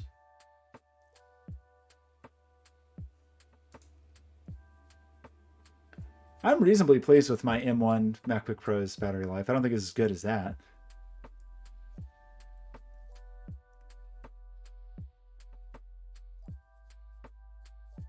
Six hours.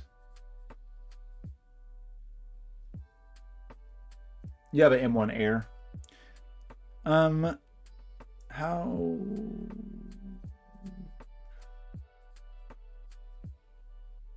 do I do this? I probably have to install like also utilities and stuff, right? That's probably a thing. That's probably a thing I need to do. What do I actually install? Sound dev.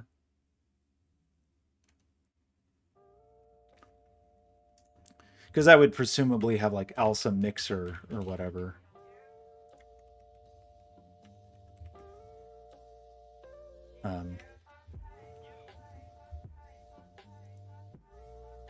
Do I just need...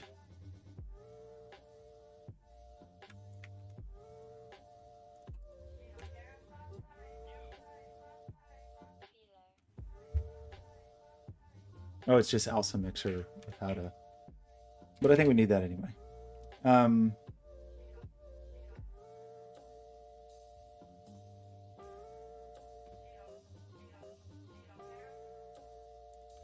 Who am I? I am root. Is a root not in the audio group? That'd be kind of weird.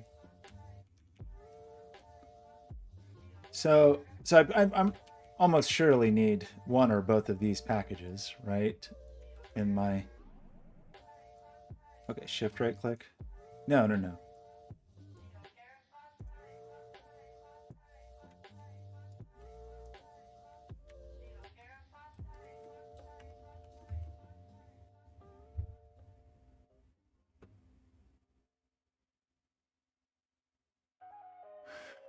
I mean, that is true, but the M1 chips are good. I do like... I can understand being annoyed with that, but man, the like Apple Silicon is pretty impressive.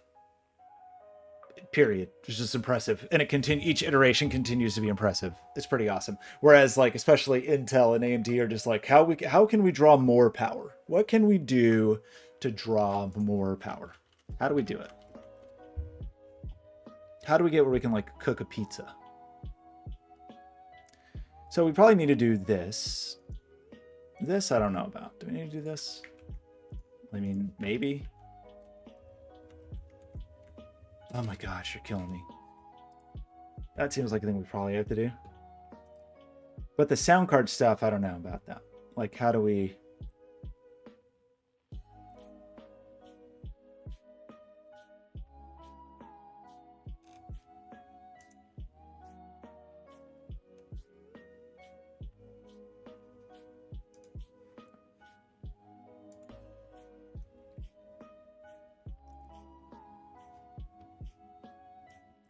There's not a dev board for that Snapdragon. Because sometimes you can get dev boards from the manufacturers that are basically like, that's not what I want.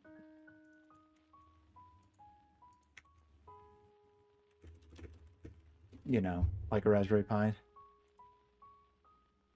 I got a compute platform.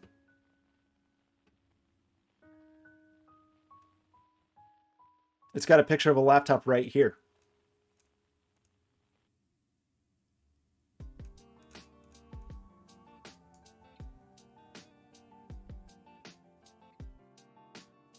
Do they not just have a dev board you can get?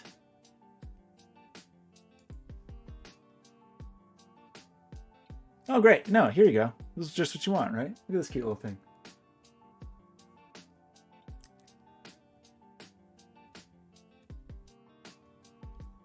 Interesting. From Microsoft? That's kind of cool.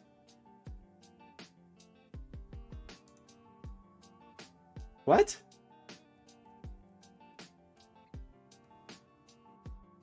Look how cute it is.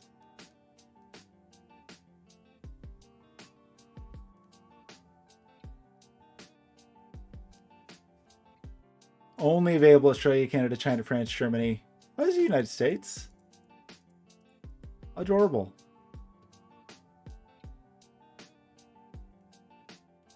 Just get plug some cool AI goggles into it. Yeah, I know, but the fact that it's a year old, maybe there's some on eBay or something. Maybe it won't be as expensive.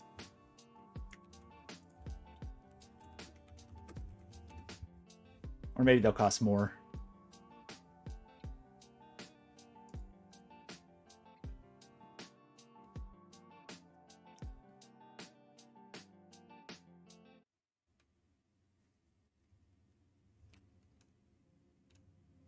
Cute.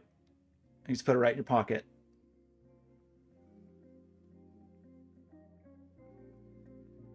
I've really tried. I know they don't want me to, and I think they just win. I really tried to use. I got a Kindle to use for a project, thinking like, well, maybe I can do all the stuff, like do it to like un-Amazonify it and just use it for a little art installation. And I ultimately was able to do it, but man, it was a hassle. And if accidentally it updates, I'm doomed. It's ruined. Like they just so don't want you to do that. They do not want you to use that tablet for not consuming their content. Okay, I still haven't really figured out the thing I'm trying to do, which is I mean, is this what it takes? There's probably more to do here. Like, we probably have more to do.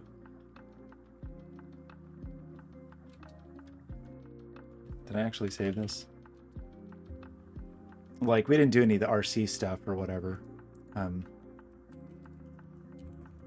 Which I probably should just add to that script.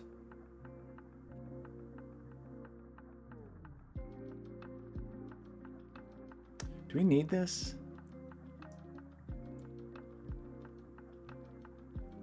I don't know if that really matters, but this probably matters, right?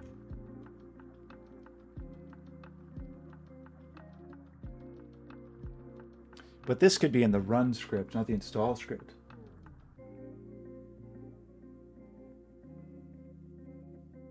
Well, hey, do it. I think do it. Do it. Get it on Crowd Supply. You're probably not the only person that wants it. Get funding. I'm gonna just search for that particular chip on Crowd Supply. Maybe somebody's used it.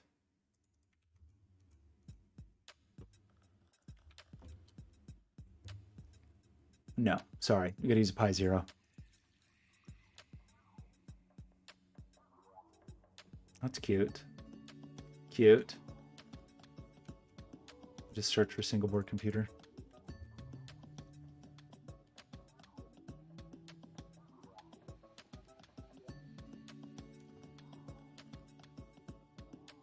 Problem is, the real problem with your battery life is the display. So just have a laptop with no display that just like vibrates or something.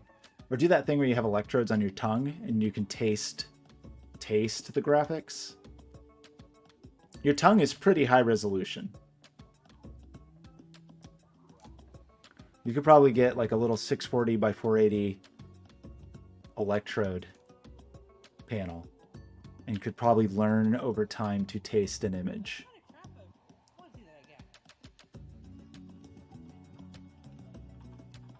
Wait, what did we see? Sorry, what? Did I scroll past something cool? What was it? Oh, that's cool. On this page?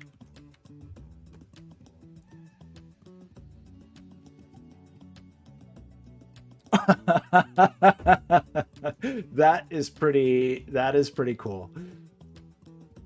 Wow. That is ridiculous. But apparently a very popular idea. Really? A binary, is this a dream come true for you? What are you going to do with it?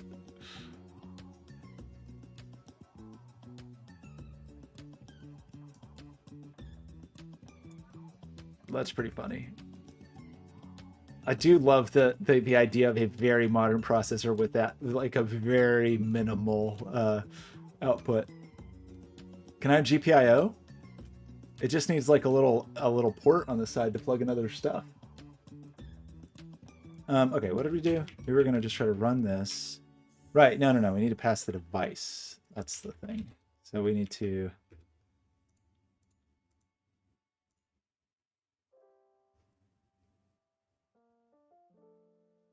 Is this really all I need to do?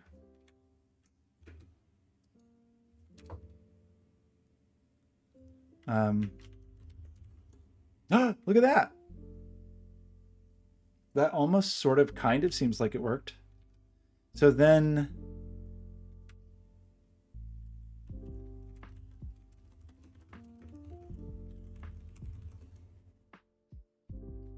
So seemingly the script didn't work.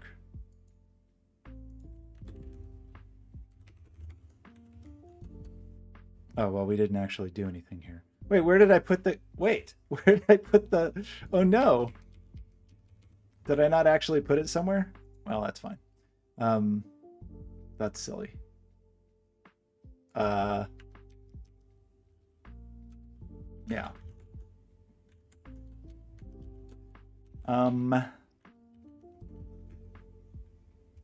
So...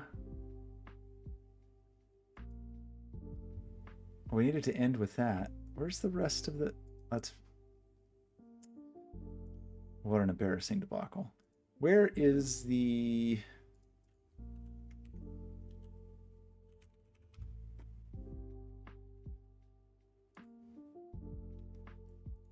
Didn't I have that open somewhere?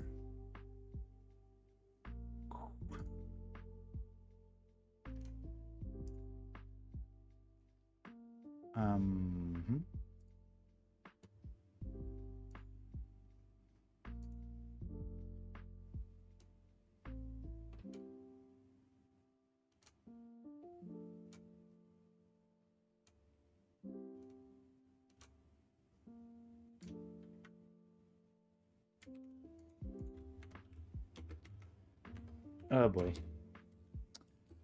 So this, all of this stuff.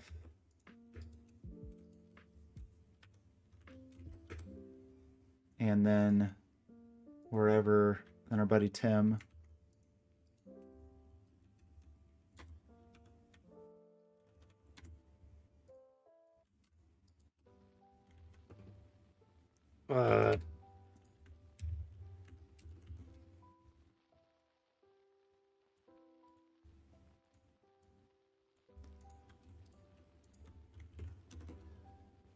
So, but wait, how did you, what was the copy?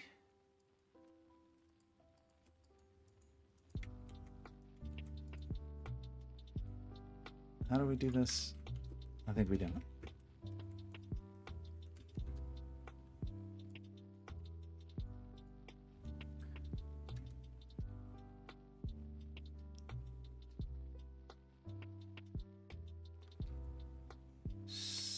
So, it didn't totally crash.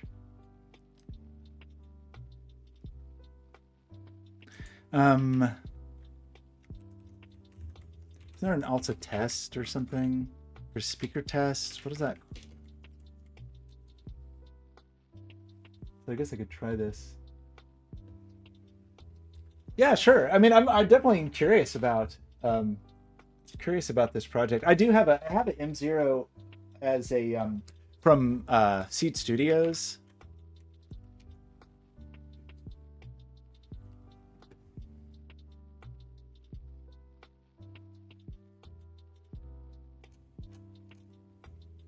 Seed Studios M0. I did get one. They have this platform called the Zao, I think it's called.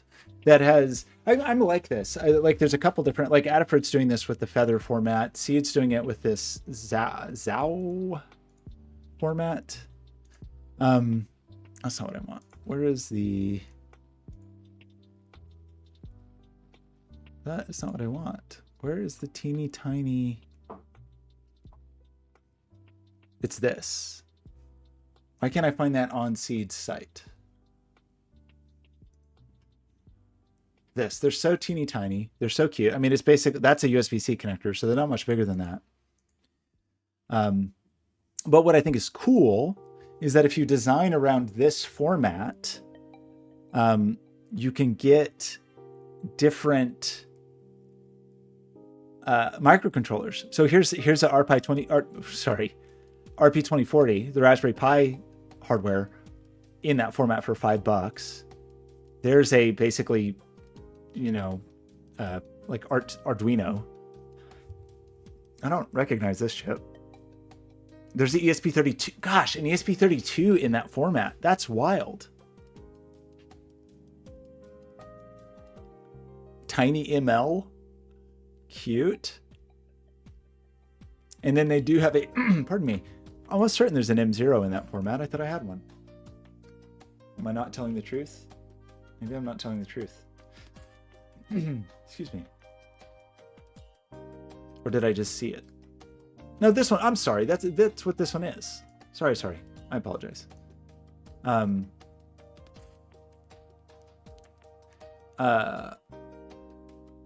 didn't know there was an ESP32 one though. It's only $5. And it has an antenna port? What?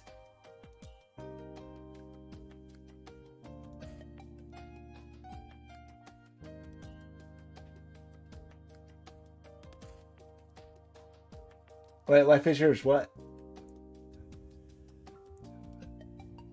Wait, I didn't know that. Is that true? Airlines have limits of... Is that just for checking or is it carry on as well?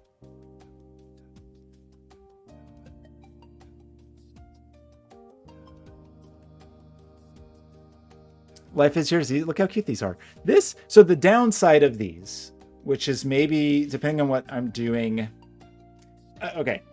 In recent projects, and I know it's been some months, so it's probably no one remembers me saying this, but I like the idea of designing all my boards for a consistent footprint for different microcontrollers, and I was leaning towards Feather for that, but there's definitely a case to be made for these. These little babies are pretty freaking cute. Oh, I didn't know that. Can you not get on with one of those like giant, you can't just carry one of these onto a plane? I mean, it probably makes sense that you can't.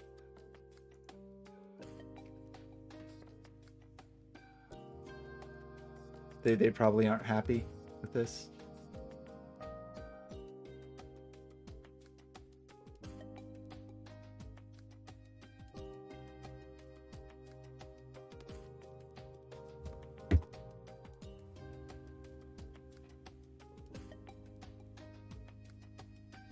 I mean, that is a very tiny ESP32. Presumably, you're not going to get by without an external antenna on that, because a lot of times ESP32 boards just have the antenna built in. It's just like in the trace in the PCB. Just carry around one of these, hooked to a Raspberry Pi, and it'll just run for the rest of your life.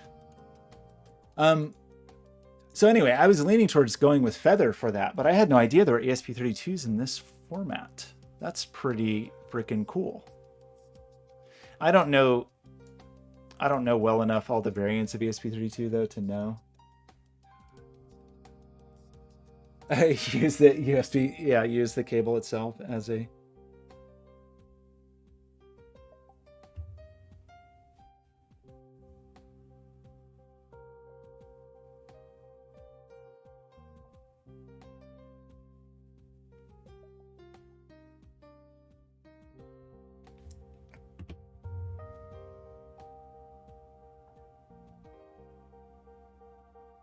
Just strap bricks to your legs, your body.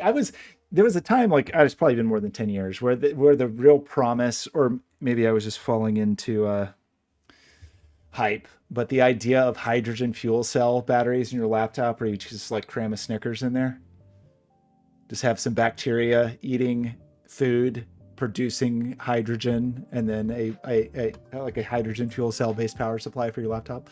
Look how cute these are. Should I switch to these? The downside of this format is the pin count is obviously very limited. Very, very, very limited versus what is actually available on these chips. But so I should say I/O. You have very limited I/O. But depending on what you're doing, you might not care.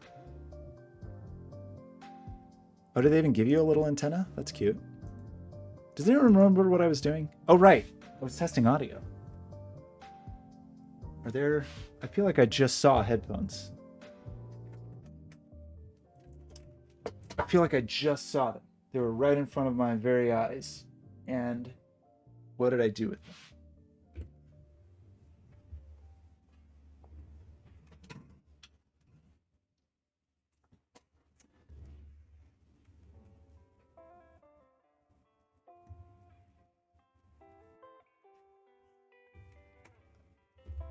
That's, I mean, it's understandable.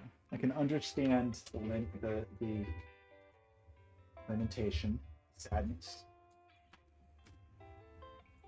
Am I actually getting audio here? I am. Okay.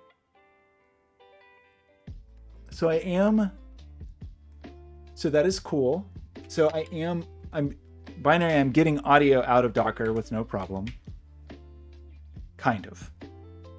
I still feel like I'm having trouble with this. But why are we talking about Jack?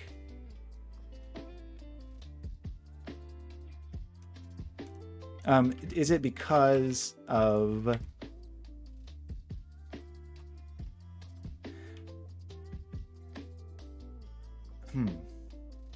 So, okay, here's a question. I just don't know enough about, like, this.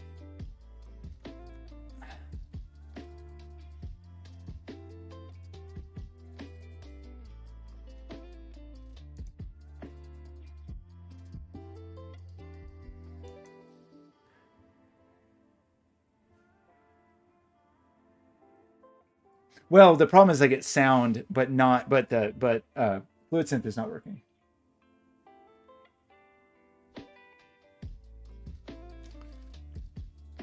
Maybe you just need your own battery solution. Maybe you just need your own backpack full of battery. And in an M3 MacBook Pro, and you can just go forever. I don't know when it is appropriate to add this.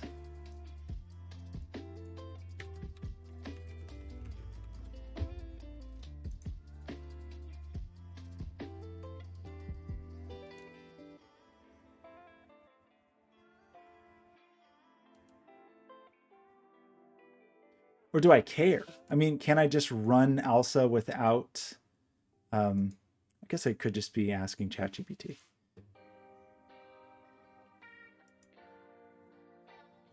Like, how do I run ALSA in my Docker?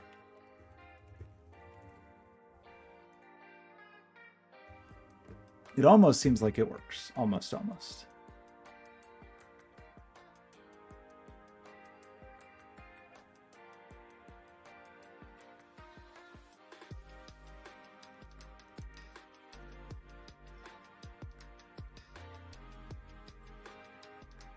I don't want pulse, though.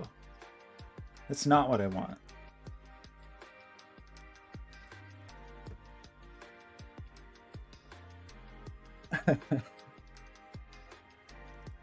I feel like that's an achievable thing. You just need one of those power bricks in your backpack. Let's get a car battery in there. Life is yours, 5 a.m. You're back to your old ways. What am I missing here? Is speaker test actually using Alsa?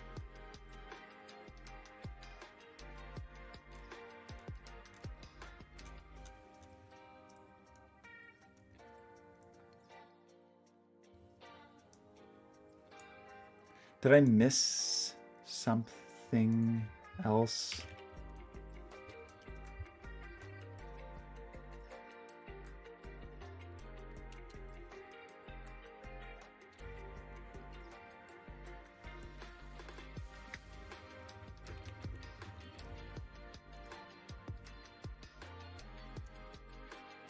Where's the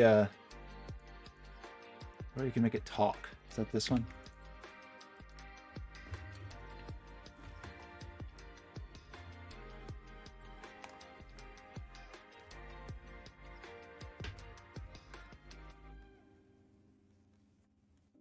Ooh, it's definitely not working well.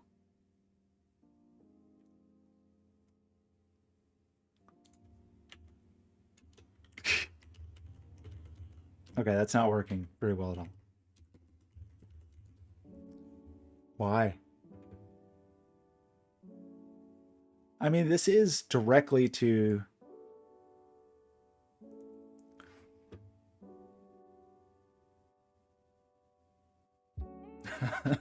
Perfect.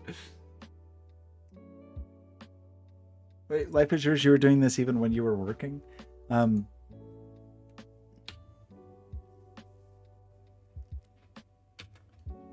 Yeah, that should be right. So this definitely sounds bad and wrong.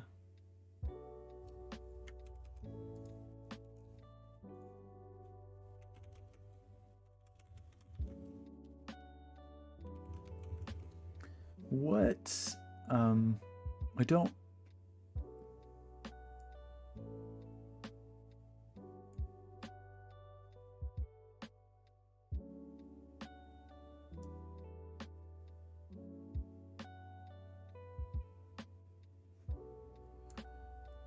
Like, surely I don't have to add root to the audio group.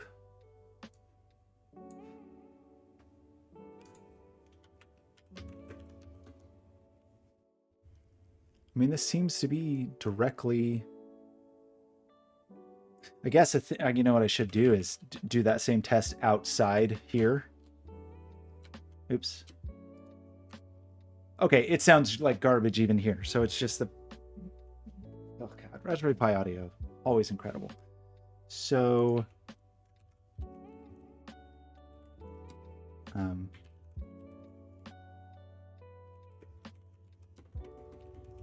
maybe my problem is actually the Pi.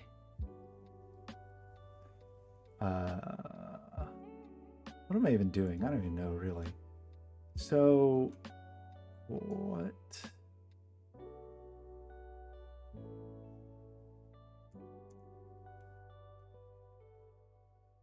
I don't really remember having to do any other audio setup, but... No, I wish I had a better solution for it. Michigan Josh, how's it going? Bix Plays, I wish I had a better solution for you. I understand, if nothing else, I can empathize with being endlessly frustrated with how dumb and terrible and bad all hardware is. I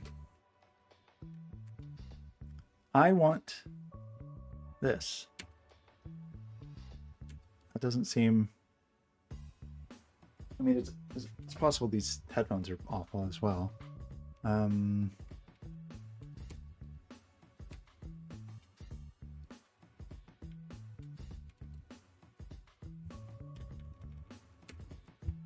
No audio systems installed.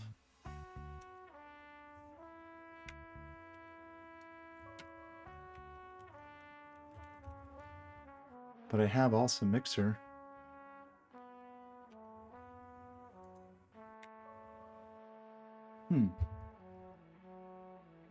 That's going okay. I don't even know what I'm doing, really. I haven't streamed in so long. that I'm just tinkering around a little bit with something that is probably not a good idea. Binary already told me it was a bad idea. Spoiler alert. He was right. He was definitely right. But now I just kind of want to get it to work. But it seems like the problem is actually the Pi audio. Is it these headphones? That's also a possibility that these headphones are just terrible.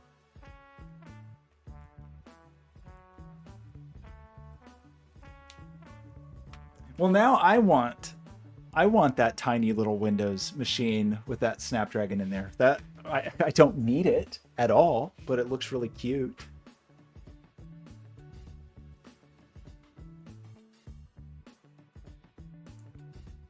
What was that? Okay, well, we're just out of curiosity. Like, what's the power situation? Because on these, because this is that. I mean, it's not going to be good because it's an Intel chip. I'm just curious because it's the it's a U.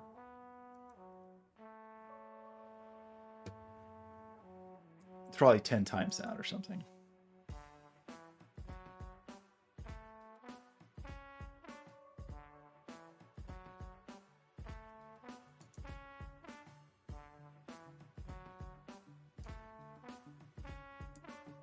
So it can go as low as 10 watts, but is normally 15. Or is normally, yeah, okay, I guess 15 is normal. So you could get this and run it at 10 watts, maybe, possibly, maybe. Yeah, okay, well, I'm sorry. I don't know what to tell you.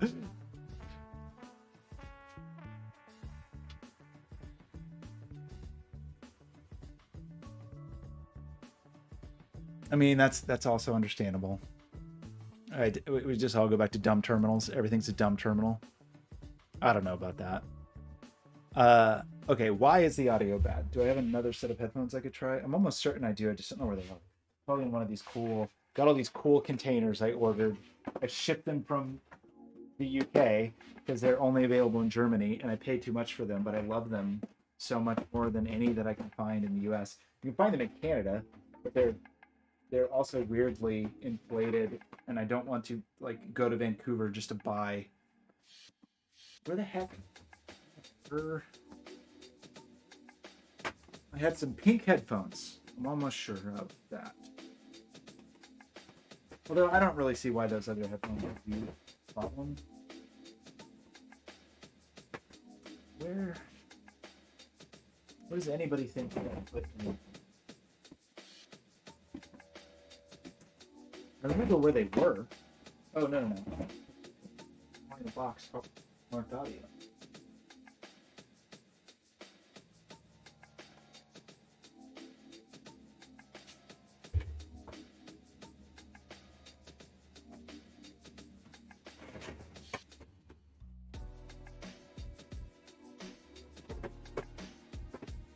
I found them in the box marked AV miscellaneous.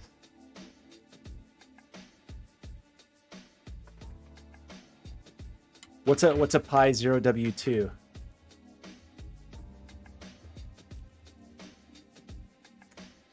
I'm sorry, TDP, not TP.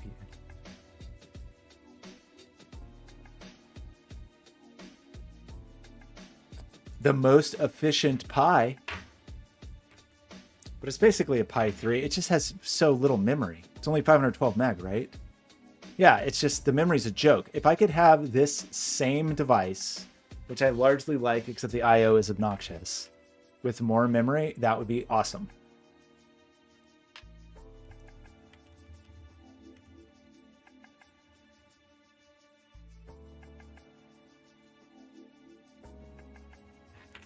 Oh, I used to run Lynx one upon a time. Actually, there's another one I used at the time. It was 20 years ago. What was it? It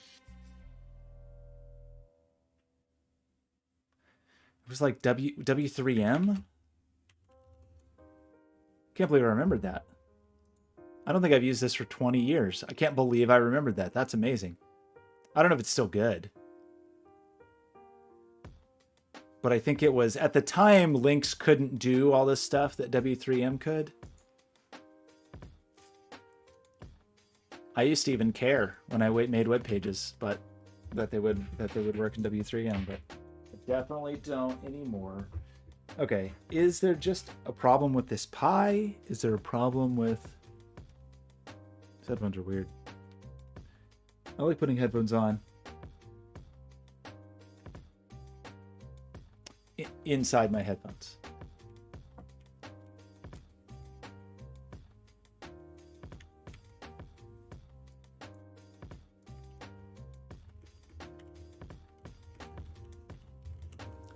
Why is this true?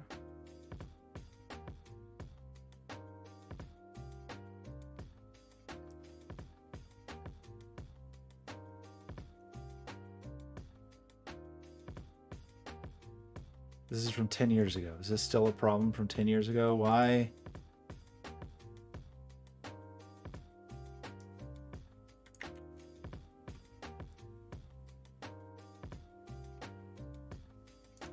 I don't want it over HDMI.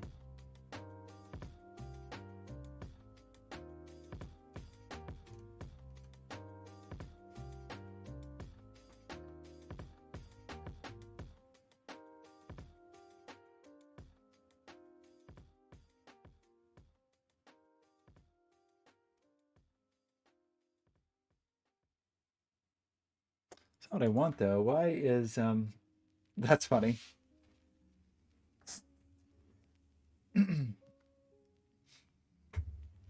I have definitely, so when I'm at the shop and I sometimes have my AirPods and then have hearing protection over that, and it's like I'm in my own little world. I love it.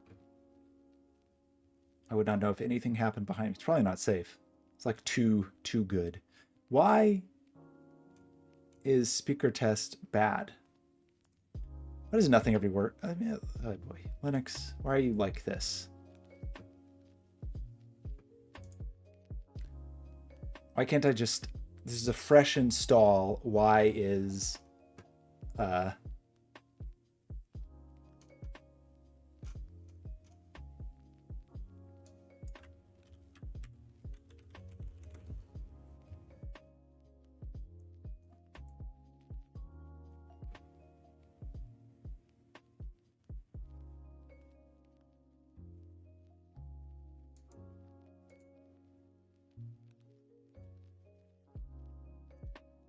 don't want pulse audio. I don't want any of this crap. I just want to play the speaker test and have it work, which I feel like is not a great deal to ask. It's a very minimal thing to ask.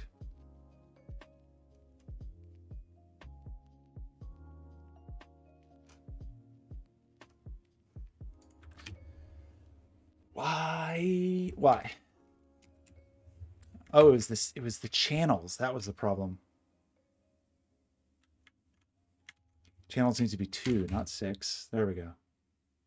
Okay, so that is good.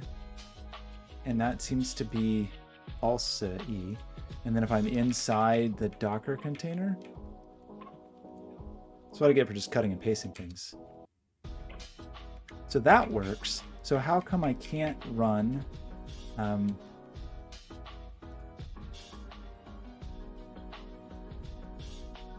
why doesn't this work? Do I need to pass both dev sound and dev sound seek?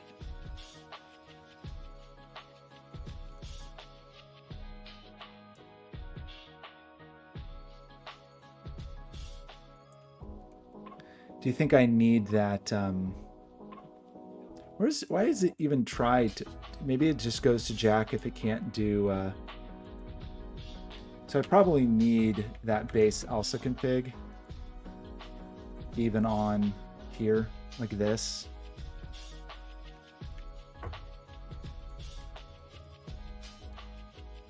Well, there's stuff in here already.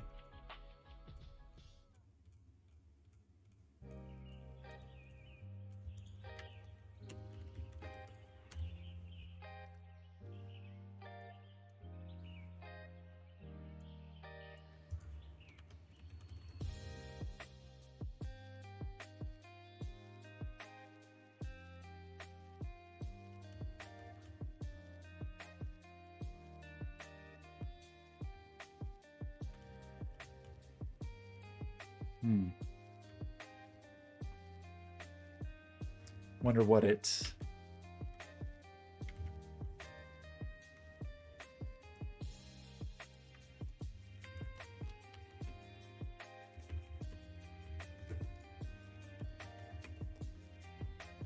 Oops. This is the same thing. Doesn't seem any different. Why is it so mad inside? I mean, I guess this will be obnoxious, but I guess I can. Like, just try to like run the same thing just with apt on the outside, just to make sure that it works on its own, if that makes sense, which is very silly. And if I'm going to do that, I really should just use Debian as the oh,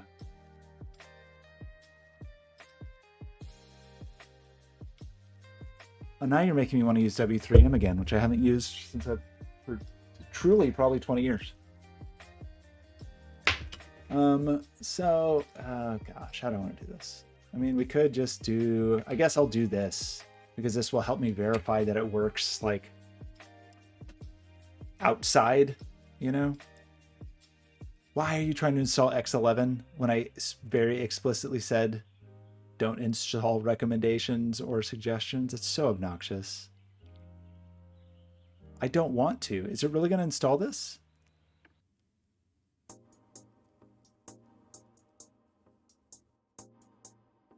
Why would it install X11 common? Is it the sound dev? Who's doing this?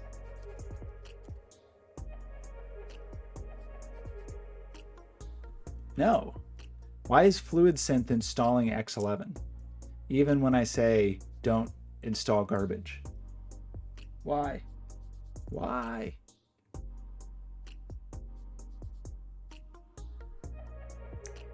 That's annoying. It's very annoying.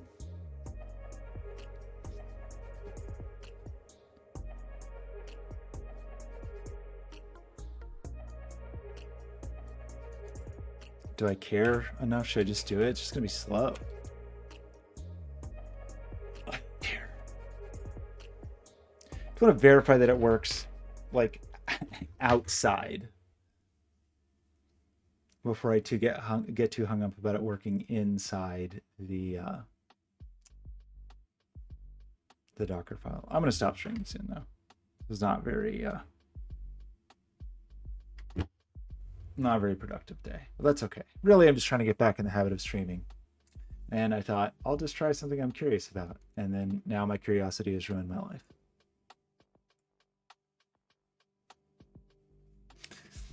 It could be, it could also be way easier to just not use Alpine. Just use something that's maybe less sparse.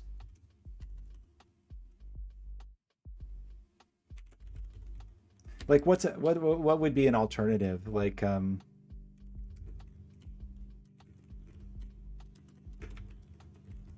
just curious. That's not what I want. I want like what is the term that I want?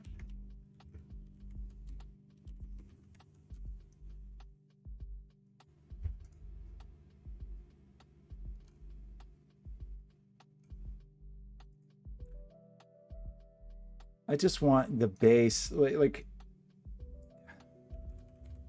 you know what I want.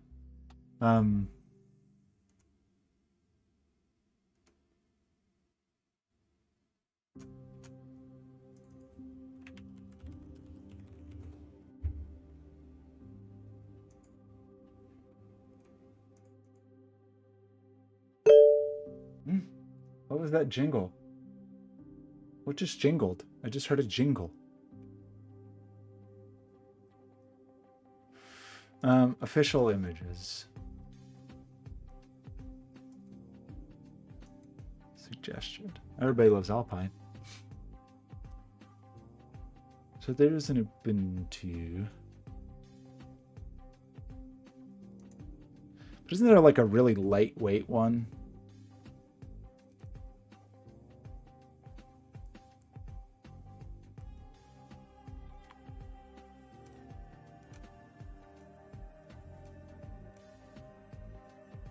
Are we already here? 2024.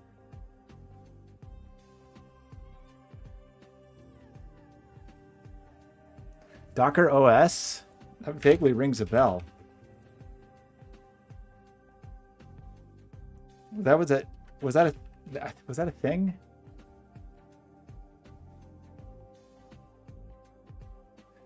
Like basically where you would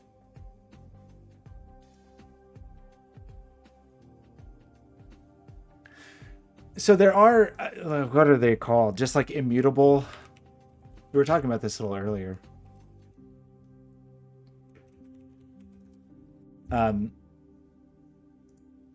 We were talking about NixOS. There's a few though.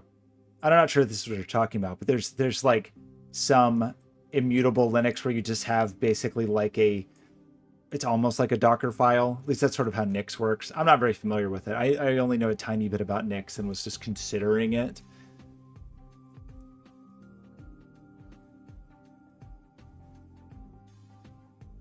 Oh, SteamOS, perfect. Let's use that. Sounds good. I mean, it definitely could be, but maybe it just fell into this realm of immutable. I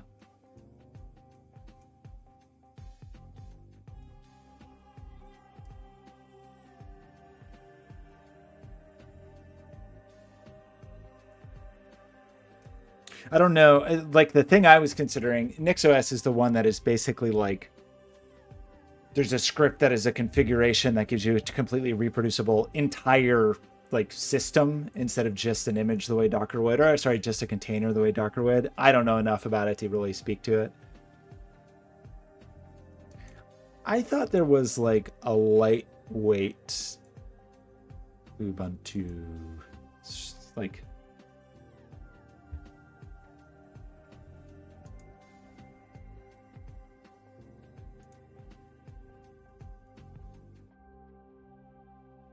well, that is very tiny.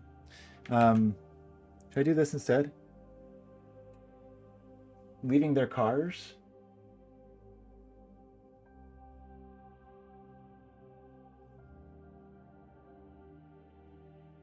Oh no, VimOS. Sounds terrifying.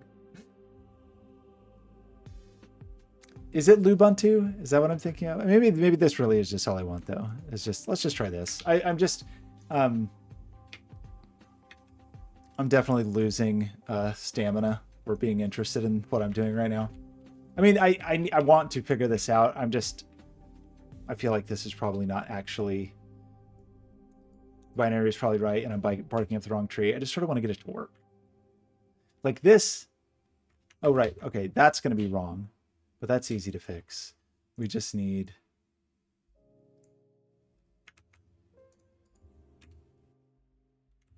Is that all right? What's the oh sorry, that's only if I cloned. It would be here.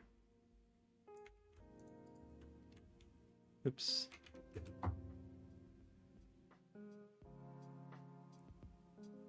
So that worked, presumably. So why doesn't that work in my container? In my container it flips out. But I'm gonna say that I think the problem is, let's just do this.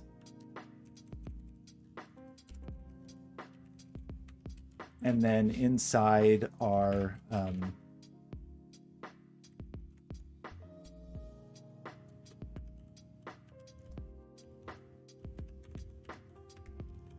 just do what we know how to do, because I already did this. I don't know why I didn't do this to begin with. The problem is this is going to install freaking X11 in here, right? Why? I don't want to. I don't want to. I don't want to.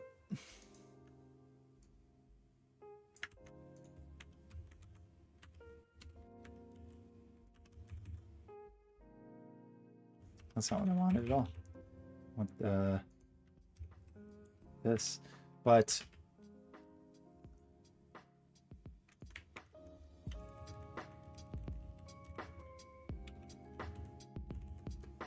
Should ask ChatGPT.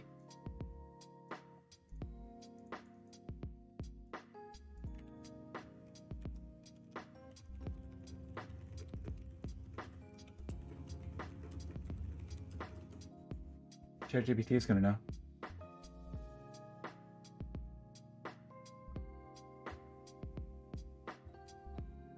Well, I don't want any desktop for this at all. I don't even want. Wait, was that not?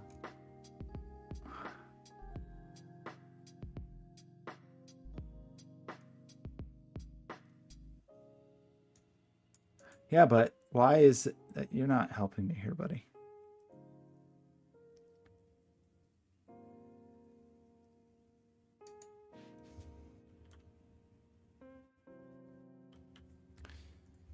I think this is not going to do what I want it to do.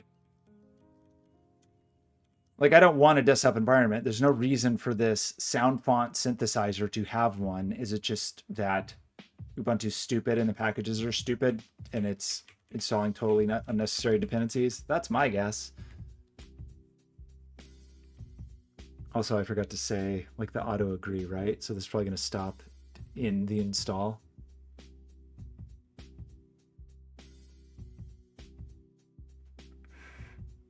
I want, yes, basically. Did that actually work? Did that actually, that was suspiciously fast. Why was that so suspiciously fast?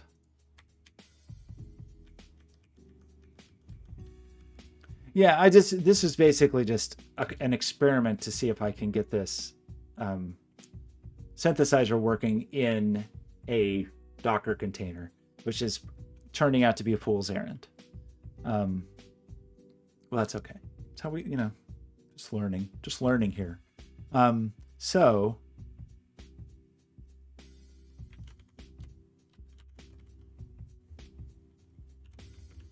is this how you do it?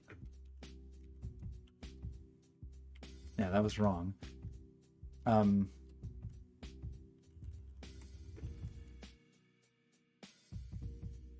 I feel like nothing worked properly. I feel like that actually didn't work.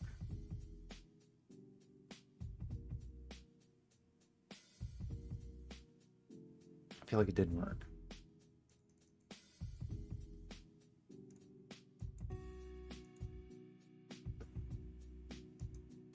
Did I... so what did we do here? We copy over... We run the installer.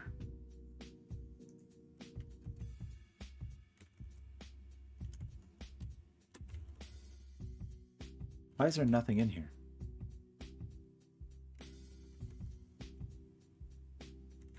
Is it mad at me? Did I make it angry?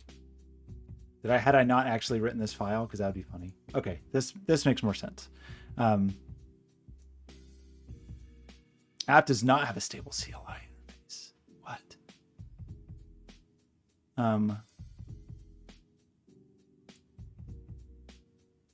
That's okay. I just want to... What am I supposed to use?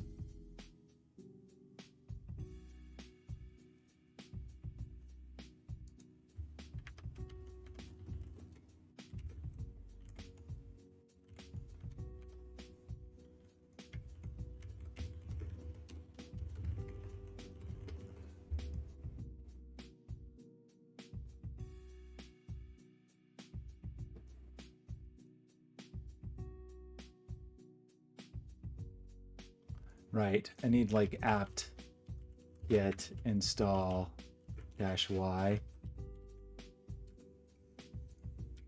Maybe. What are you mad about?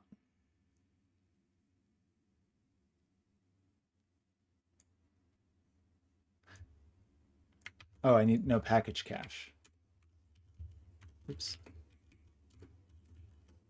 Oops.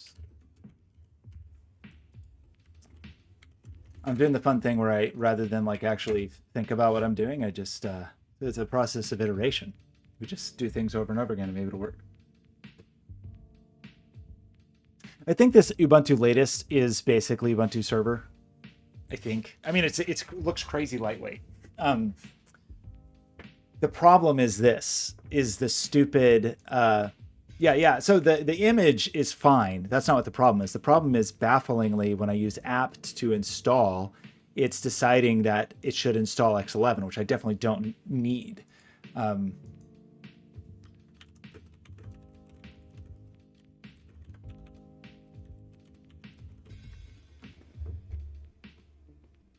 Like, how do you not do this?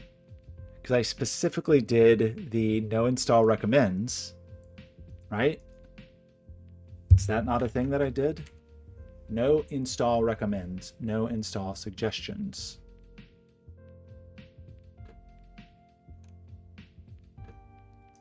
Why?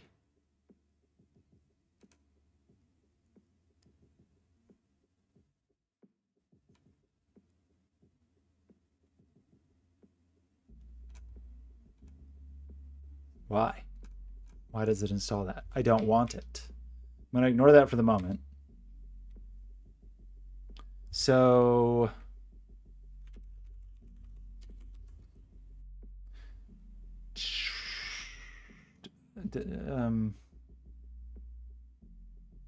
I probably need like also utils or something, right? Was that, I don't know if I actually did everything that was in the document. I think it was actually, wasn't it just, it probably depends on what was on the image, but all we installed here was install also explicitly.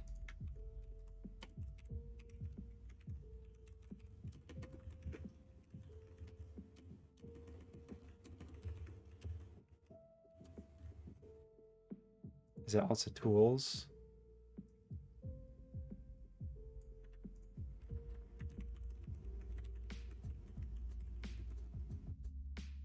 Maybe. Well, but if you're, this is not really Ubuntu. It's just like the Ubuntu base Docker image. So it has basically nothing in it. So it's only because I'm installing, for some reason, X11 is a dependency of this synthesizer for no, like, who knows why. I don't know. And normally you can tell apt to not install optional things. What package is speaker test in? But it still seems like it's doing the thing. Also utils. Is that different? Also utils different than also tools? Yes. There's no reason to install X11 in this Docker container. It's very dumb.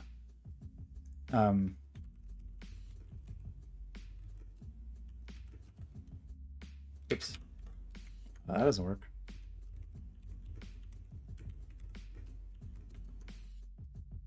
Okay, is this working? Okay, this is working. This is great. Okay, we have good, happy, working audio inside the container, but sort of feel like the real thing is not going to work. So if we do, oops. Oh my gosh. Okay, this version of SH is amazing. We just want to run this, basically. Just kind of feel like it's not going to work. So what are we mad about? We are mad about, okay, that's sound font, but that's fine. Actually, that one's okay. That is okay. Except I can't exit this.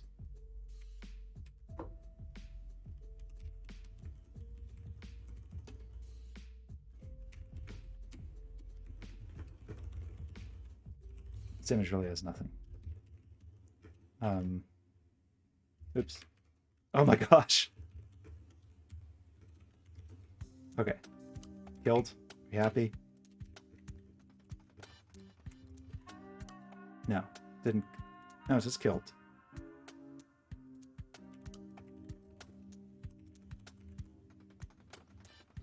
Whatever. What was the problem? The problem was the path to the sound font file was the actual problem. That was the only problem. So that is this one.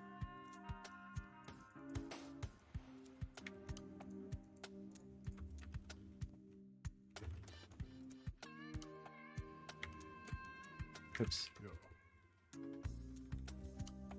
I'm doing very well.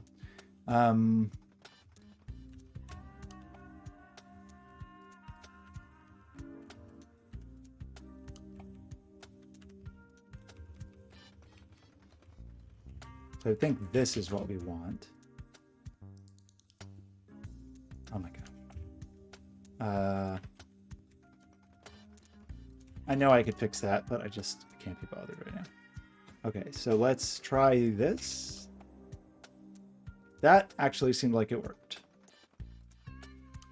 So what could we do? We could do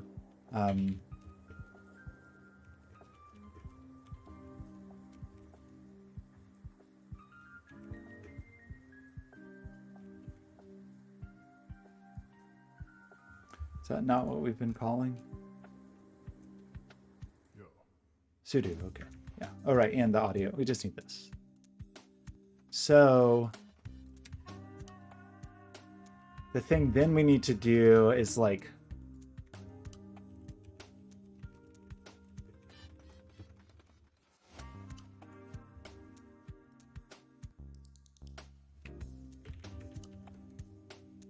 oh gosh.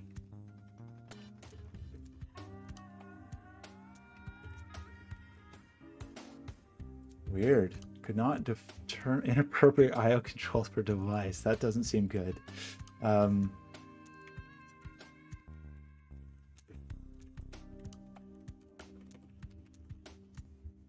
Seems like there's still problems here. Also util. So why didn't that work when I was in here? Oops. A MIDI.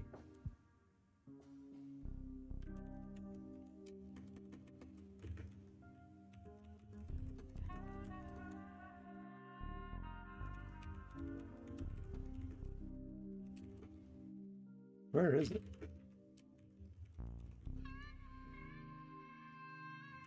What? Oh, that's a different instance of where oh, that's so funny. Okay. Right. So I need to do that here.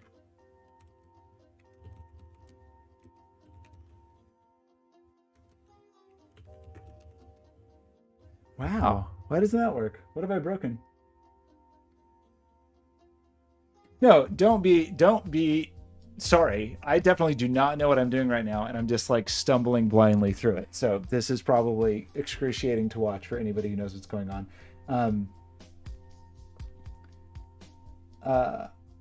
That could be a binary. That wouldn't be surprising. I mean, it actually wouldn't be surprising at all.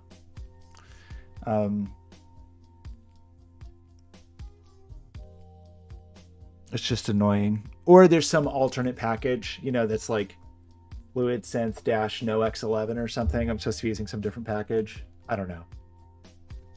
It's probably a solvable problem. I'm not that worried about it right now.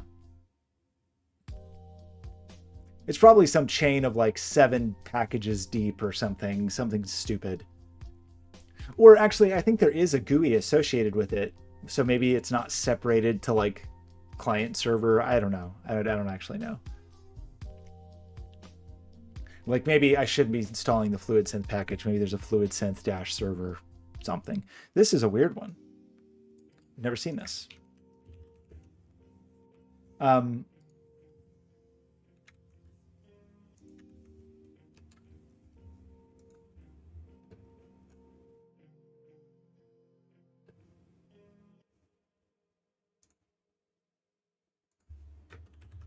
I wonder if I have to pass in more. I don't know this. Let's just continue with fun guessing because that's just what we're doing here. So I think we did decide though that we want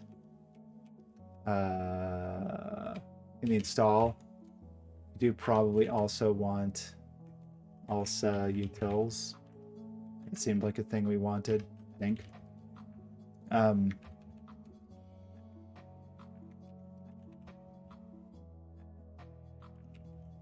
This is a terrible environment to be in. Can I just like, is there an easy way to just whatever I do, like switch the background without having to... Oh, actually, is Bash installed? Probably not. Oh, it is. Okay. Does it have kill all? No. But maybe I can do this. Probably not. Whatever.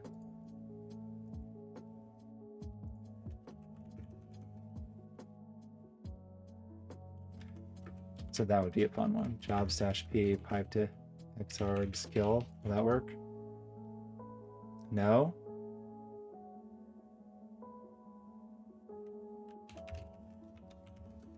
Good enough. What? Not Figaro. Wood. 120. That to be a kill-9. Is that my problem?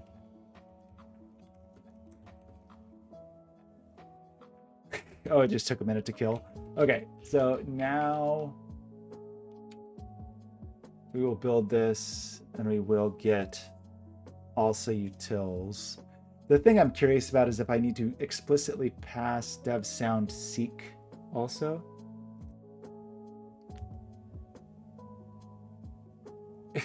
It's true. I should just murder it. It's fair.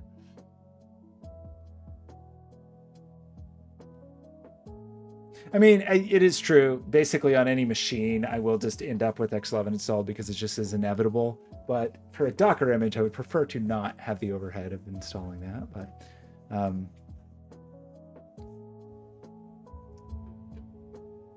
why is also utils so big? There's probably some apt command that will show you like a tree of dependencies or something that will maybe explain why.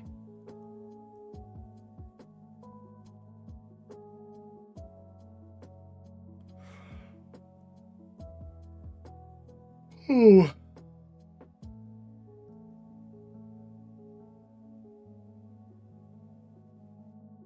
I mean, maybe I should switch back to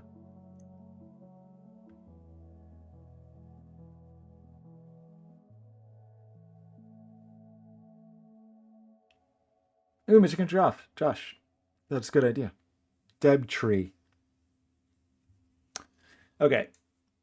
I'm about ready to get up, though. I'll give up. I feel like this. I'm barking up the wrong tree, and I just continue barking further and further.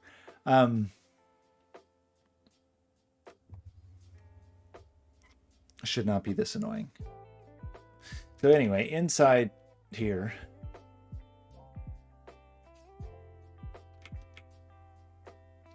So the thing I just don't know. I wouldn't think this would be true, but maybe it's true. I don't know. I love this host name.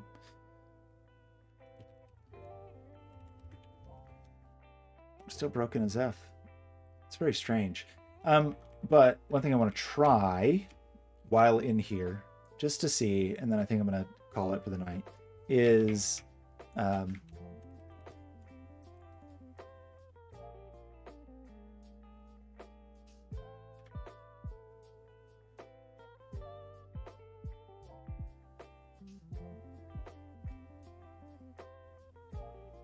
that's true. I should move that back into the compose or into the Docker file. I don't remember what is what. What, not you. Just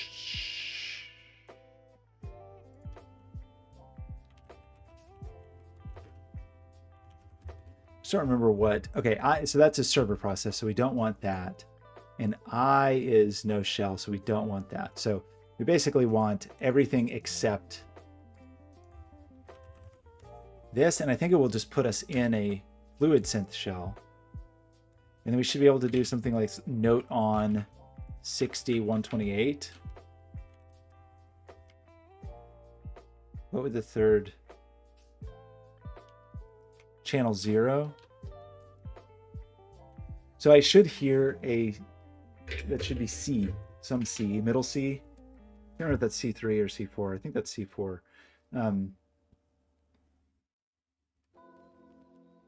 These headphones are truly awful. I heard nothing, but maybe help event. So it would be note on channel. Maybe it's channel 1. I think actually they don't start at 0. E60, 120. Okay, I hear it. I don't know if you'll be able to hear this. Probably not.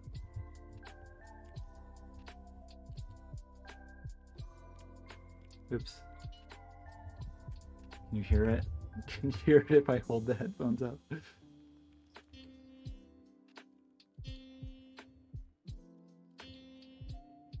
You probably can't hear it. Anyway, that does work. So audio inside the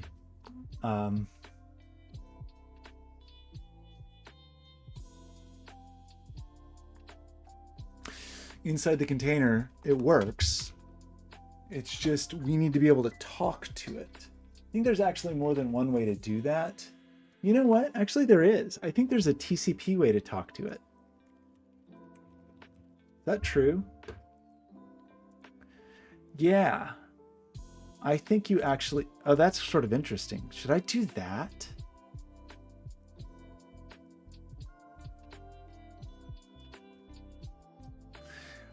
I think there's a way to have it in like a... Yeah. Like a TCP mode.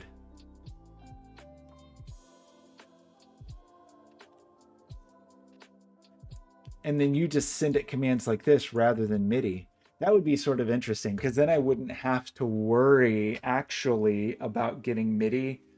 That's kind of funny. It would also be really easy to do than networked audio stuff. Do I like that? Or did you find something cool on Crowd Supply?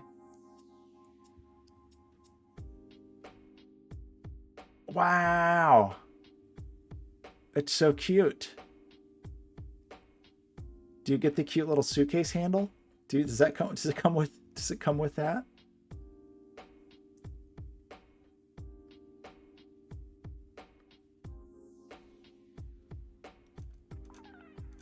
I only want it if it comes with that little lunchbox handle.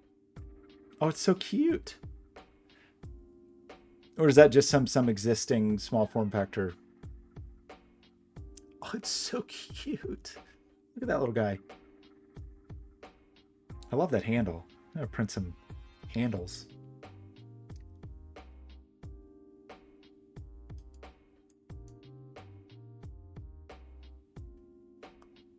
That is costly. It's cool, but very costly. Okay, so do I avoid all of my problems in my whole life? That's really funny. It's just Telnet. Or I guess it's not even Telnet. It's just like, do you just send strings to this TCP port?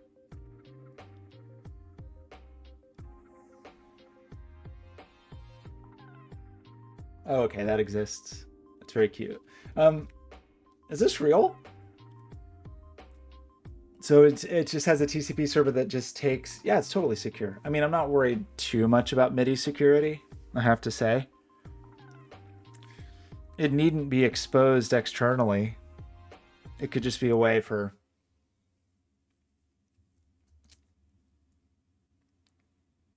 I'm kind of interested in this because...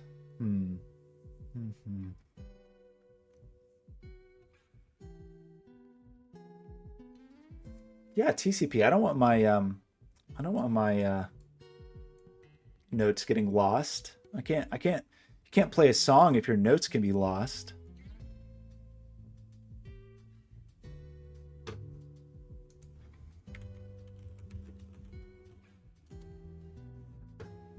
You can get Ubuntu for Risk V. Was it Risk 5? How do you even pronounce it? It's one of those things I've read and never said out loud. It's Risk 5, right? I mean, TCP's fast if nothing goes wrong. But things are guaranteed to go wrong. Dogs prepare you for baby. What? So I'm kind of interested in that. It doesn't solve every problem because there actually is a MIDI hardware component here. Actually, there's not. There doesn't have to be.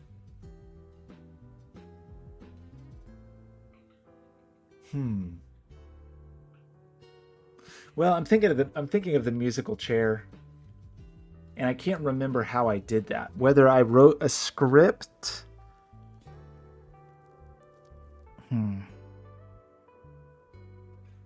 I can't remember how smart the device was, basically. Like the microcontroller. I think in that case, it's a microcontroller that's pretending to be a MIDI device. So it really is just hardware. So this is concerning, though. Doesn't that seem weird?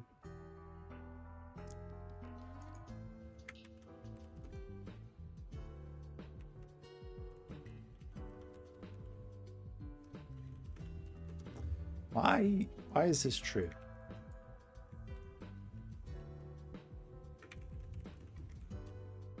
That's not what I want.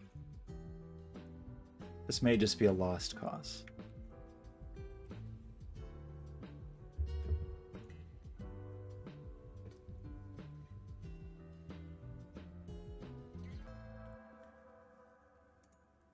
Interesting. Oh. Well, no, I did allocate a TTY.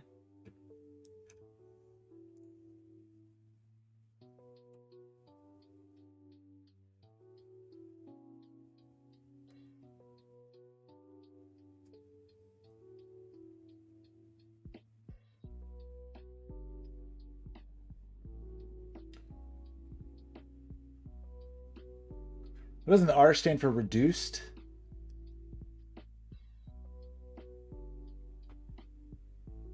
Used to be like reduced instruction set, right?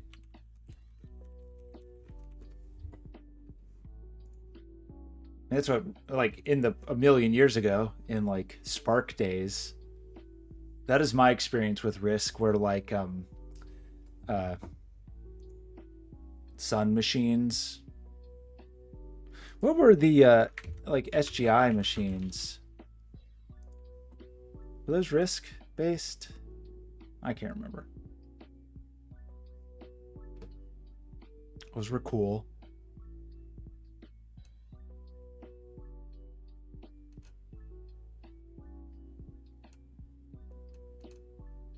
Those were beautiful computers.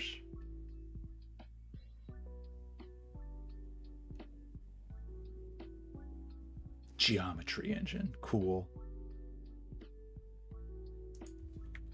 Yeah, so there was a Risk. There was an era where SGI machines were Risk based. They just looked cool. Like in a time where other computers were beige boxes. They just looked like, I mean, now they look laughable, I'll admit it. But at the time, nothing looked like them. They looked so cool. It was just in an era where nothing else looked like this. So I think there was a time where I did some work on some indigo of some kind. Yeah, those were cool. Cool.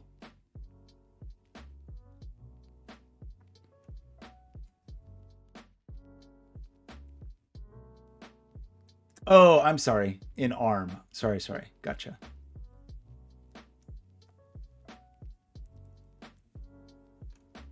You know what else was cool? Was old Next. Uh,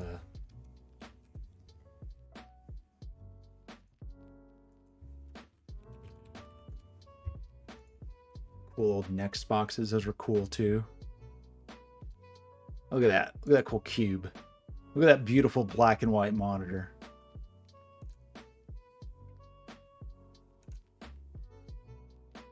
I had a Next machine for a period. It was like this. It wasn't the cool box. I don't think I had the display though. Cool. Look at that cool computer. That is a cool computer.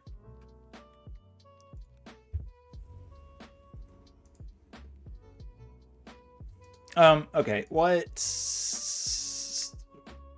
I don't know why this is broken. But it doesn't seem to be... How do you get out of here?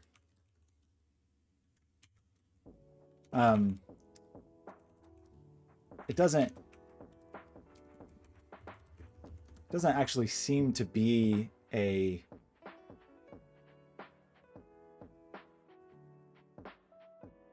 Oh. No, it doesn't seem to be a Docker problem. It just seems to be a Pi problem.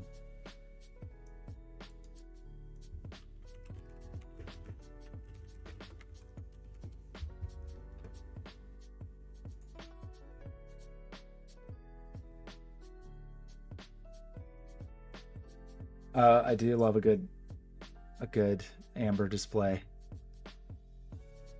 I used to have some cool old, all that stuff. Like, I used to have so much cool old stuff, and then I gave it all away when I left Texas, which I don't really regret because I like gave it to a friend's younger brother who was really excited about it, and I didn't need all of it. But yeah, I had some cool stuff. What is your problem?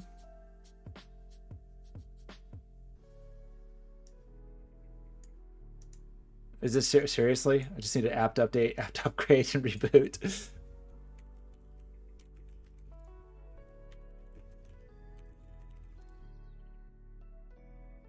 That one, I guess that would be too surprising.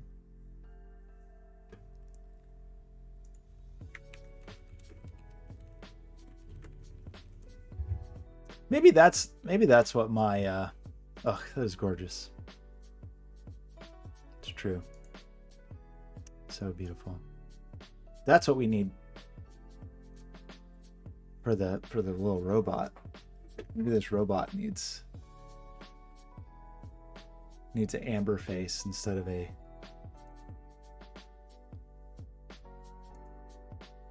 green face.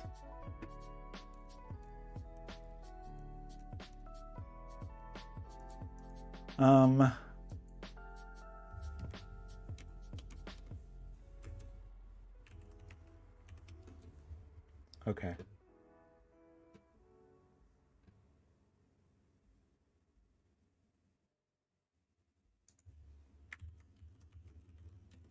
Wait, LGR? Sorry, LGR what? What are we talking about?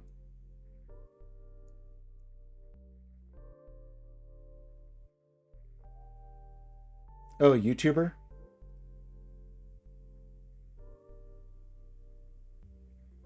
Oh, I see.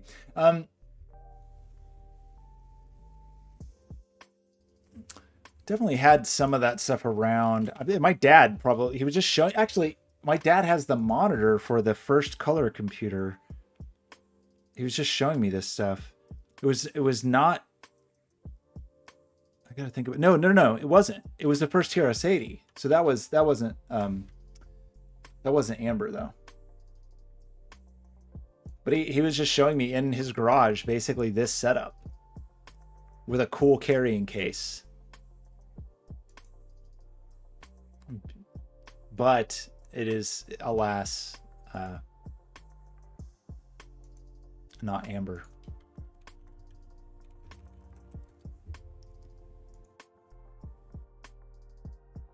It's pretty though. It's a nice color, but not what you're looking for. Look at that cool computer. I think computers used to be so cool. What happened? Cool as hell. Okay. I wonder if it's like a first reboot thing. I probably need to do that thing. There's that one thing that's like grow the oh, you know, the thing. Where do they put that thing?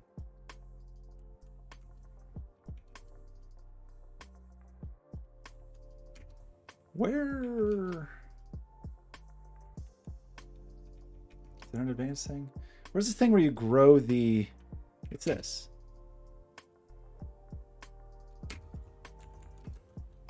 Yeah.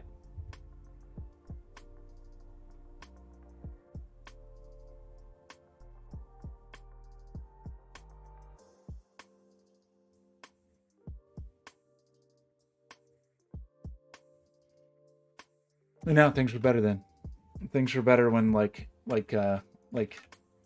whatever, we need like a 1970s IBM ad. No, see, that's already that's no good. It's too small. You need like a 1960s IBM ad. Yeah, here we go. I saw some, oh, it's so cool. Like an early CNC mill, but like pre-computerized. So it was all run by tape. So you had like,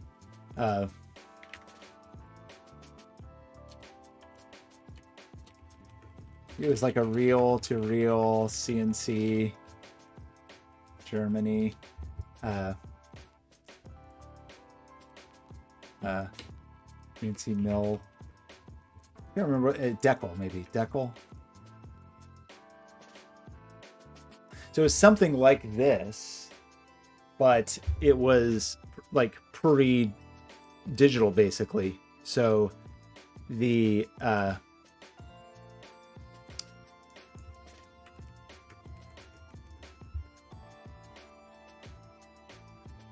probably won't be able to find it. It's basically something like this, but that it was hooked up to a machine that was reel to reel, and you would play back your machine operations on tape.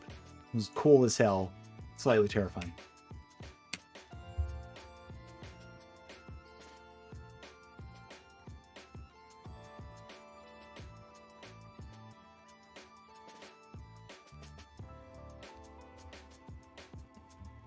I was thinking I had a tape backup in one of my early PCs, and I probably have those tapes somewhere.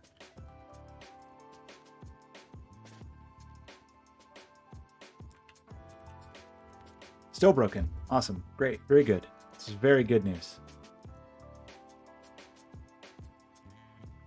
It's so cool that just nothing works. I'm glad that nothing changes. I've been using Linux for 25 years. Over 25 years. And 25 years ago, nothing worked. And now, nothing works. It's awesome.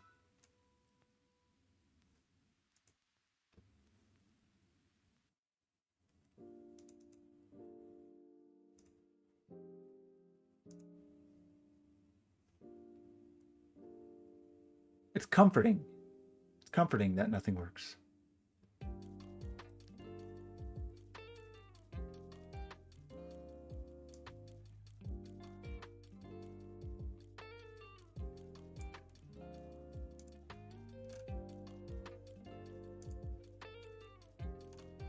It's funny when you look, these are like from 2014. Don't know if that's useful.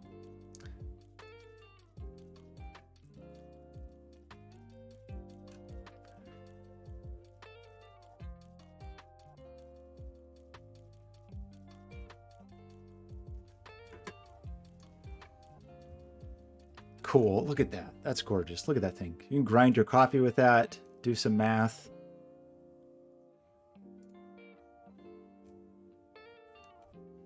Okay, I really do have to stop this. We're not making much headway, and I'm really feeling like we have a deeper problem here, right?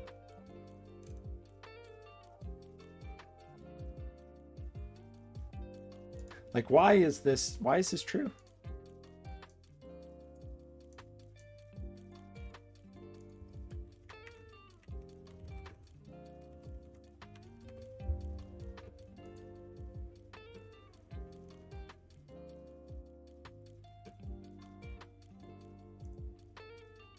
Love it. Love this. Is it something incredibly stupid? Like monumentally dumb? Like not being in the audio group or something? And Root not being in the audio group? I guess that's a thing I didn't do. It's true. I didn't follow my own instructions.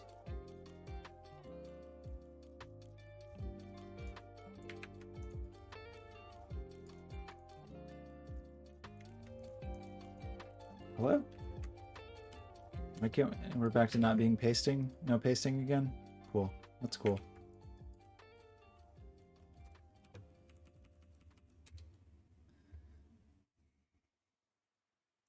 I don't think we need to do that.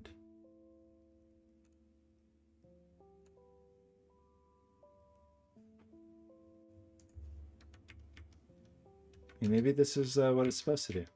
Just not work. Guess I don't have a MIDI device plugged in. You would think it would not show a bunch of errors though. Exhale. I mean, it's fair. I get it. And like, once you have a Linux machine that works and is doing what it wants, what you want it to do, it will just do that for the rest of time. And that's amazing. I do like that part. But this kind of stuff is just so dumb. Like this fresh install. Why? Why is this true?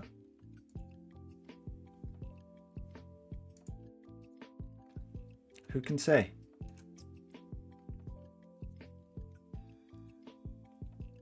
What is PMIDI? What does that mean? I don't even know what that is.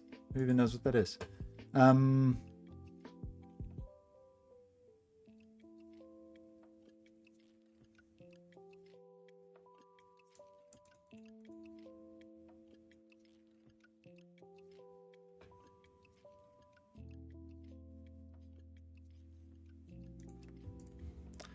What is the command?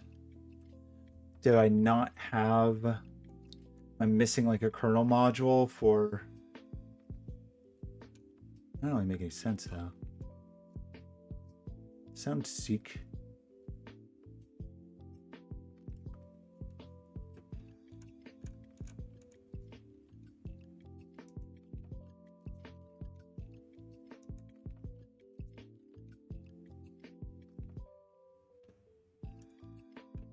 Who knows?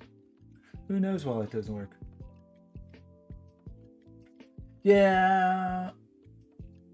I'm fine with hard problems because the problems are hard, because you know that a problem's actually hard. But this is so just not even related to the thing I'm trying to do. It's just a thing that's broken and I don't know why. It's just a thing that doesn't work and who knows why.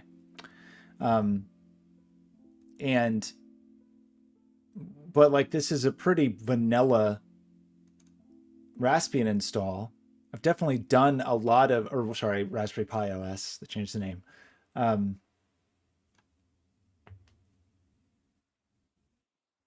Like,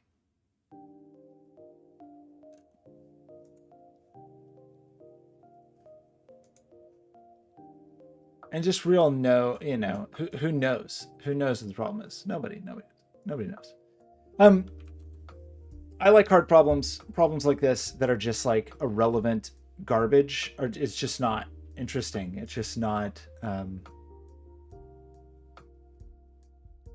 cool. And maybe I shouldn't be even thinking about this. Maybe this is the wrong thing. I'm almost sure I've been able to do this in the past though and see MIDI devices, especially when FluidSynth is running.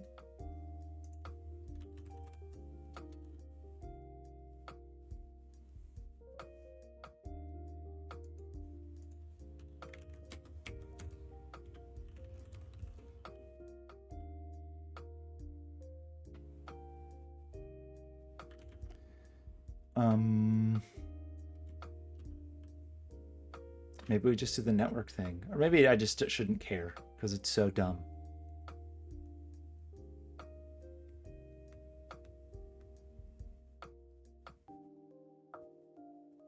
Maybe I should just switch to, oh, Bix plays in I read that as exhale, but that doesn't say exhale. It says exhale. Exhale. Sorry, misread that.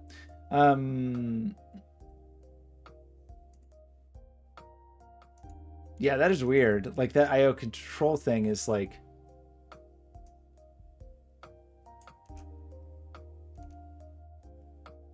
How weird.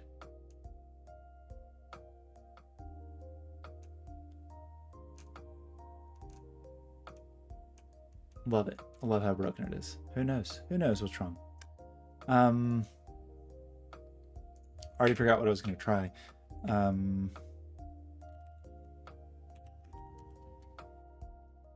I just wanted to see, like,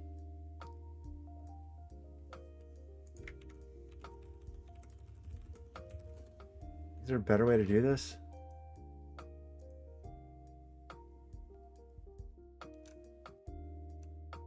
I want to see the MIDI device. I don't remember ever having problems with this before, ever, by the way. I guess we could try... a little annoying, but... I just do a node synth to list the MIDI devices or something. Sorry, node script.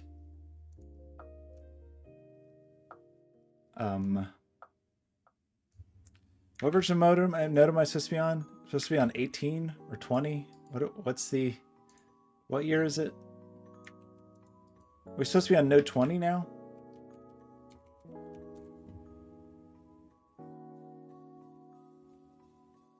What am I supposed to do?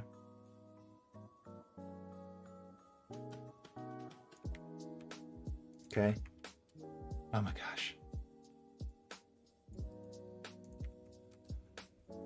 Do what now?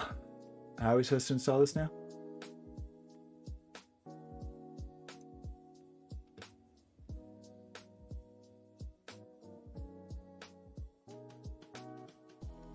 Why do I have 45? What? Why isn't there just a one-liner to do this now?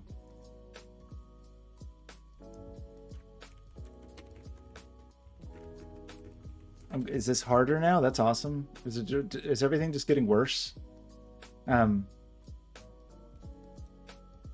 Is there truly just not a one-liner for this?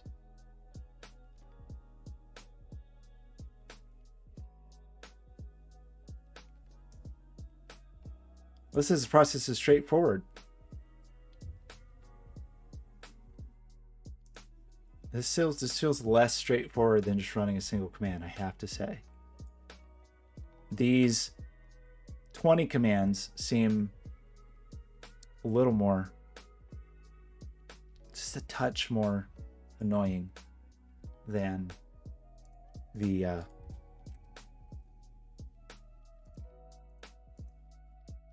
one-liner I used previously. Stable diffusion on AMD. Oh my gosh, I got it working. Are you using the automatic 1111 Docker container? Has been reasonably good for me. Although I actually switched to another Docker container that had others. It had Stable Diffusion and various others, but but I haven't done it on AMD. So I know I should have stuck with doing bad Sudoku. I think this one that I'm using. I feel like I've switched to one that was like had other. No, it is this one. I think it is this one. Stable Diffusion Web UI that has the automatic 1111 and Invoke and Comfy. But I have admittedly not done it with what's its face, AMD. But this worked reasonably well for me.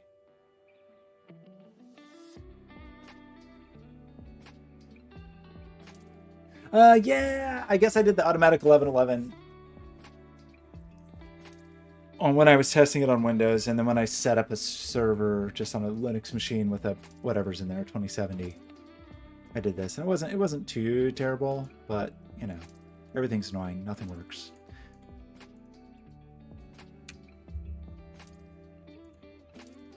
Why does it take all these commands to just install Node.js? So then we want to like Node.js list MIDI. So this is going to get more obnoxious, but I think there's just a snippet in here to just list the ports. Isn't there a way to list ports?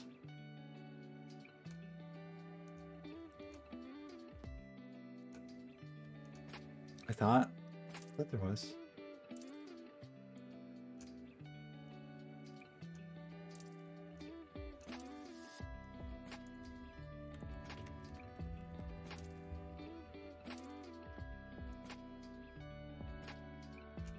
Where is the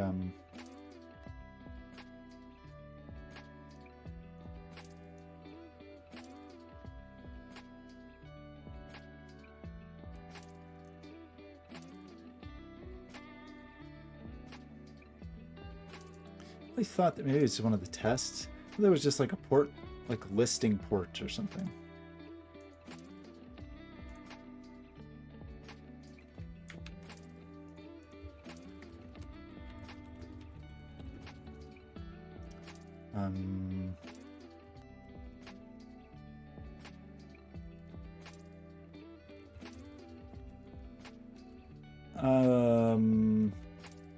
Oops. What do I need to do? How does anything work?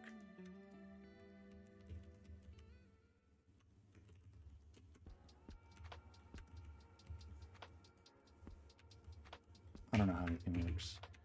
This right? This doesn't seem right. Shh.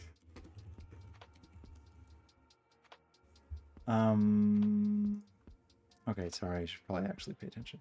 What is the right way to do this? This. Sorry. No, that's not right.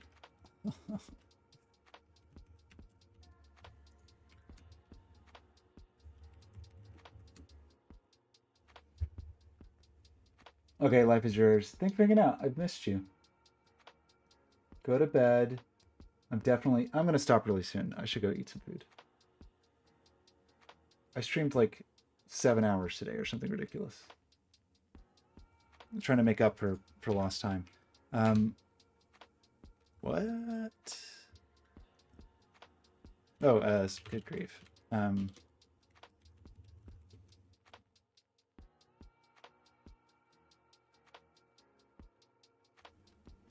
actually do the thing that you want to do. It's not going to be an input port anyway, though. It's going to be an output port, isn't it? I just want to see if this is going to explode.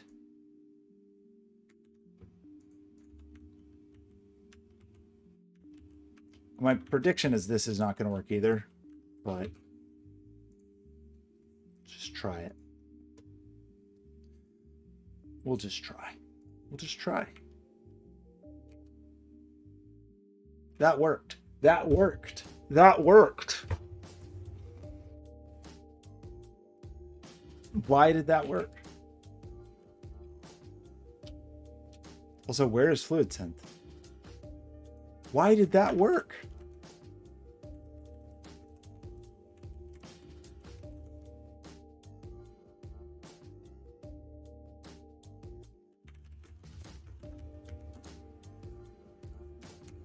Oops. Okay, so this is the real test. If this works, I might do a little dance. So we need to do, gosh, where is it? It's probably gonna be over here.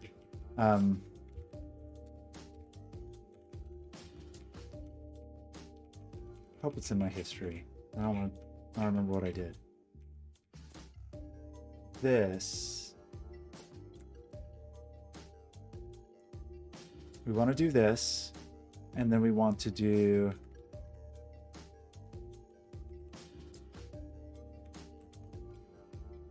Come on.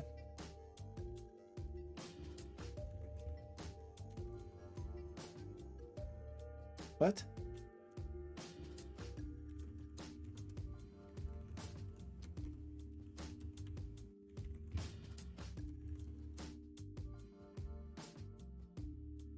Oh, sorry. Okay.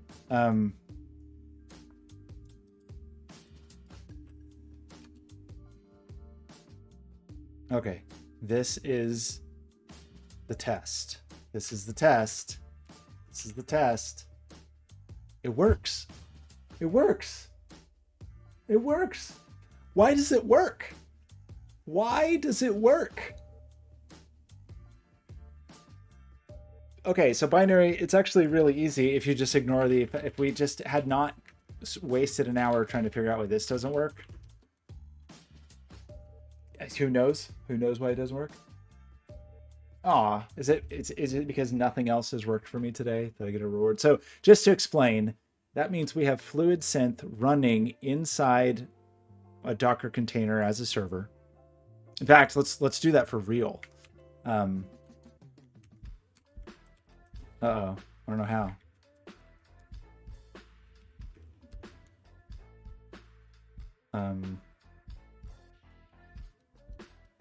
Wait, does that not tell me what my...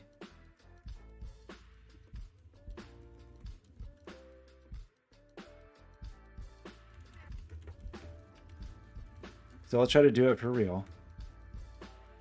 This is going to be amazing. You're going to love this. So we just need to edit this. Maybe. Edit this. This should actually run the server. We need to need to find our Docker build somewhere in ancient history. I guess it was just this. It's true. It's a sweet little gift just to string me along. Okay, there's still a ton of annoying things, like the fact that we're installing X11 here for no reason, which is bafflingly stupid, but let's just ignore that. Let's just take the tiny victory here. We may not even have to install some of this stuff to see what is actually required.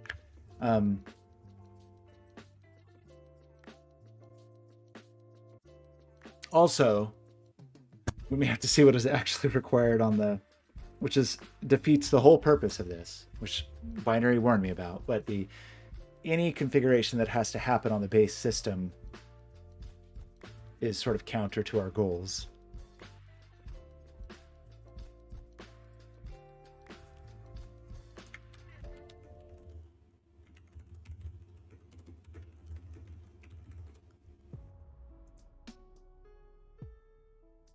So maybe we could, well, I don't know.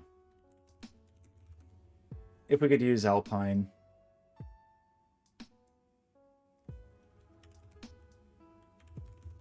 Why is the Ubuntu, why is FluidSynth not? What?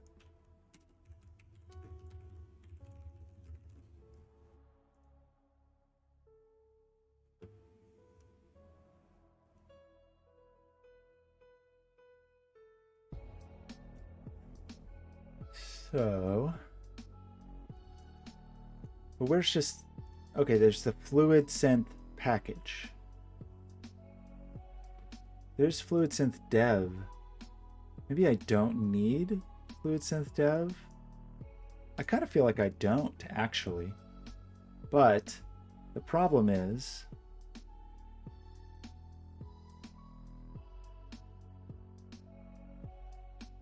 what is it? Wait, what is this? Noble. Yeah, why does it depend on this? No, it recommends that. So where is, I'm very confused as to how we're getting X11 installed somewhere from these dependencies. I don't know the answer. Okay, but so I should be able now to run that Docker container, which we could make this, well, we don't need to do sh, but whatever. Oh no, it didn't work. What did I do wrong? What did I do wrong? Oops, not Figaro. Why did I keep thinking that? Yes, AUX. No, it didn't run. Is it because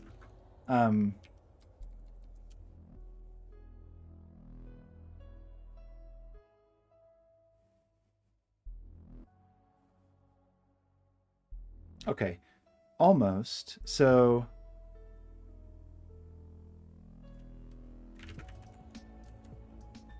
Right, we didn't actually copy this there. It's actually just...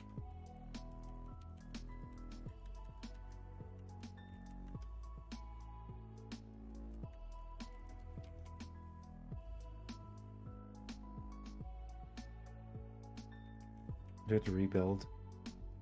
Probably.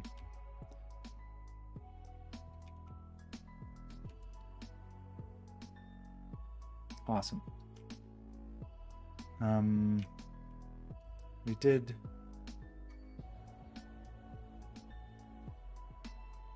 We copied over FluidSynth server to FluidSynth server.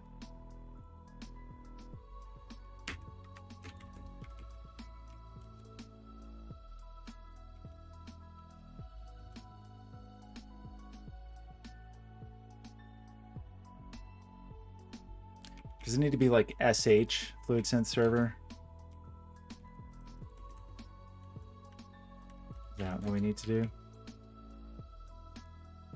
Oops.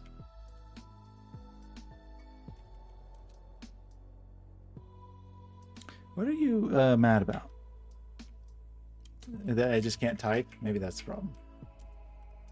FluidSynth server. Okay, now I'm about to give up. Oops, I didn't mean to do that. Okay, so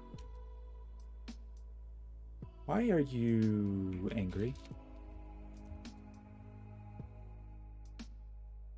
Oops.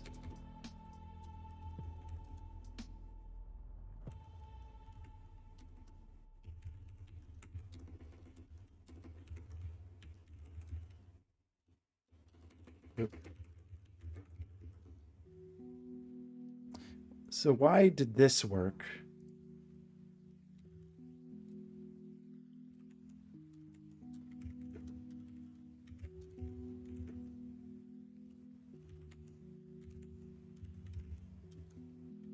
Oops. I'm just getting tired at this point. FluidSynth server. So how come I could run... Oh, does this need to be entry point instead? Is it entry point? Or entry point? Entry point. Is that better? Shoot.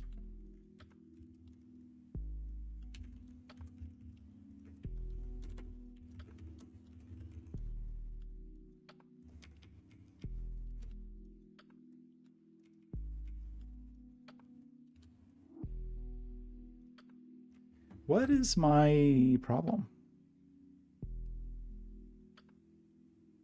Failed to create shim task.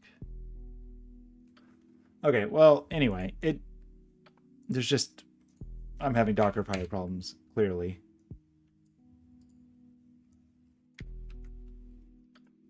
Let's ask my friend ChatGPT. Don't do that.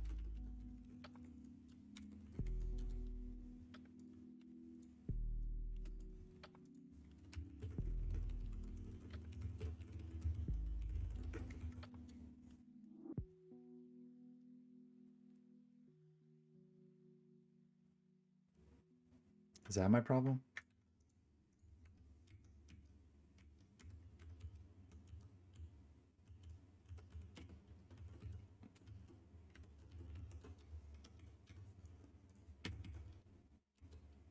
That'd be a silly problem, but I'll take it. Okay. That seems good. And now over here, if we go into MIDI,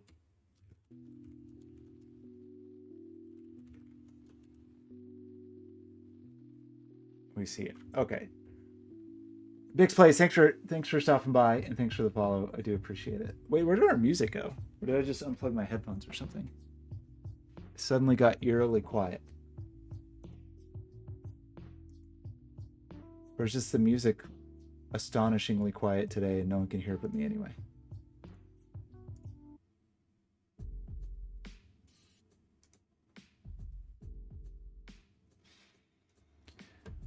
Okay, so that works. it wasn't even that hard. Incredibly simple Docker file. We don't even need these separate scripts really, but we have them. Could just run those commands. There's almost nothing to them.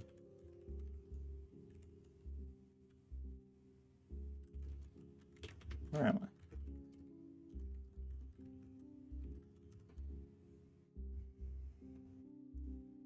You know? Just put those in the... Put them in as run. I guess our entry point would be annoying because our array would have 1,000,000 entries. So maybe that's kind of nice to not be that way.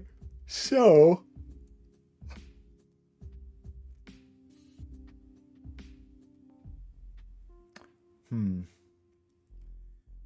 I still don't understand.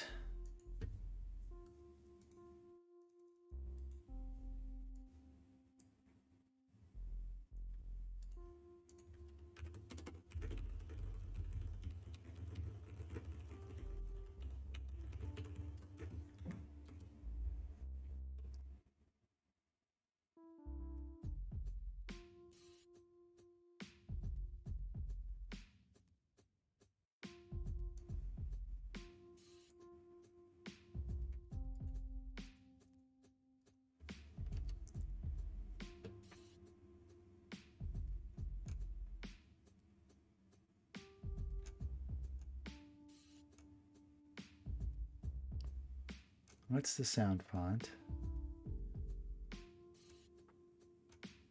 I wonder if it is the FluidSynth dev or the libasound2 dev.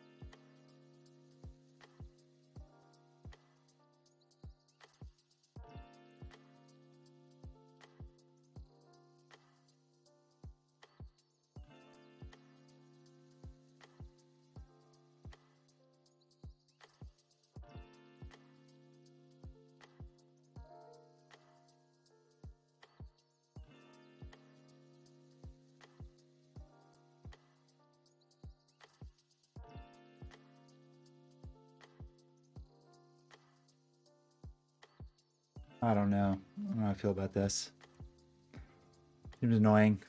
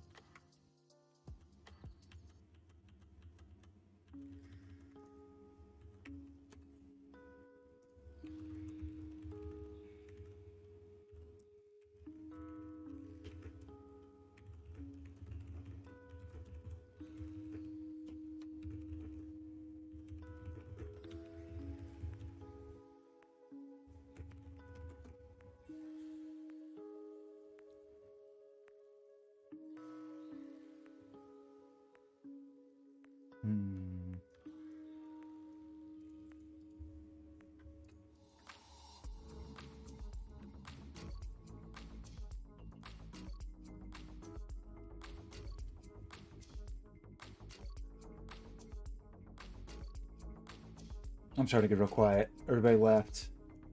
I'm tired. I've been streaming for too long. I just want to know why. I just want to know why.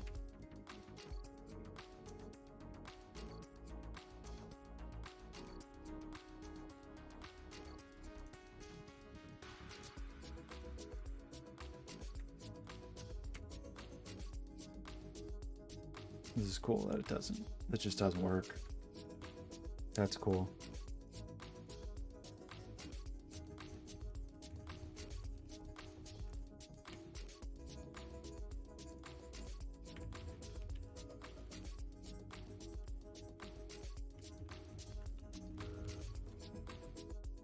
I should probably just do this on a clean system and try to understand. Like Jack and some of those things. So weird.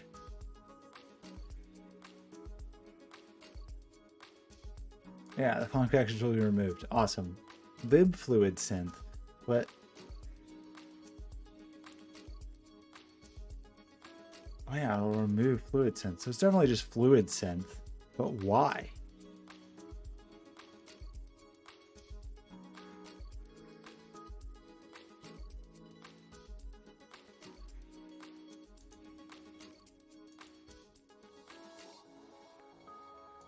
Why?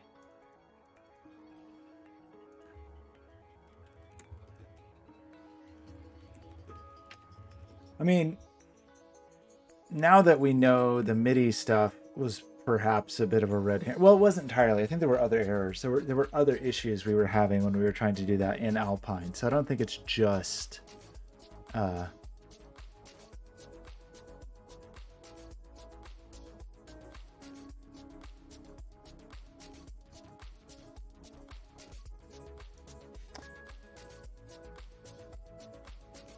think it was a deeper problem.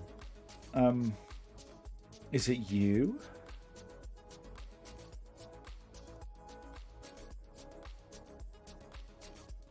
Live SDL.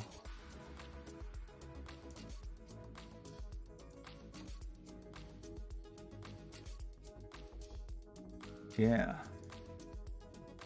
Why? Why?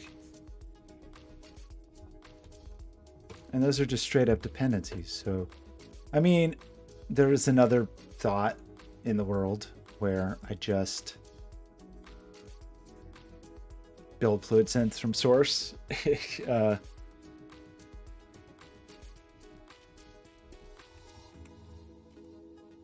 In the script instead.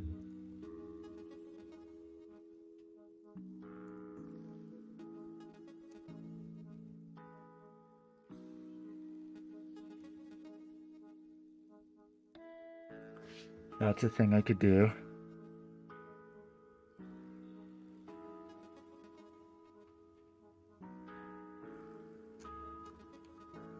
Also, like, why do I need anything though? Like, can I not just get like a...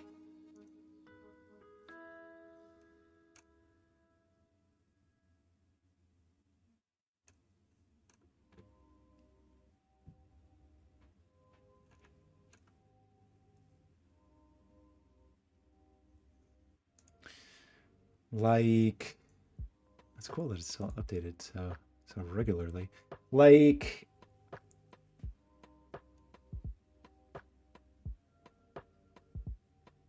I don't know if I want to get into that. Seems annoying. But why are you so stupid, Ubuntu? Why do you insist on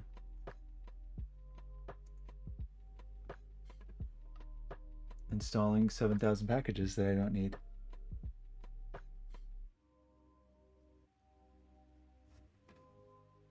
A Dell PowerEdge R. What are we talking about? Is it a rack? Cool.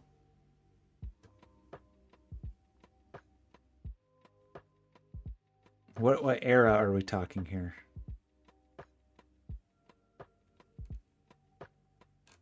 My server currently is a tiny little HP, you know, one of those little things, one of those like tiny little mini, like basically thin clients, but with a reasonable CPU in it. Although I kind of want to update it. We were just looking at that, those Dell ones. These little babies. Not these, though. Because they're half price. It's crazy. It's crazy.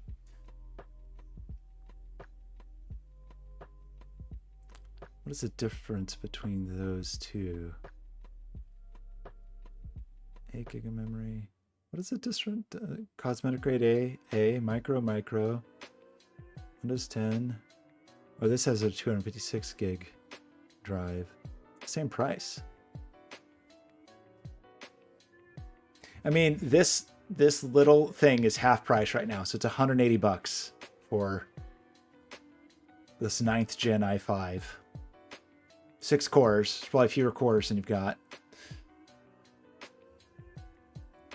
But it's so little and so cute and mostly does what I needed to do. I don't remember what I was doing now. I was just getting annoyed, right? I feel like that's what this whole stream has been, really. It's just being annoyed. What was I doing? I just wanted to know why Ubuntu has all like 7 billion stupid dependencies that are totally unnecessary. Is my question.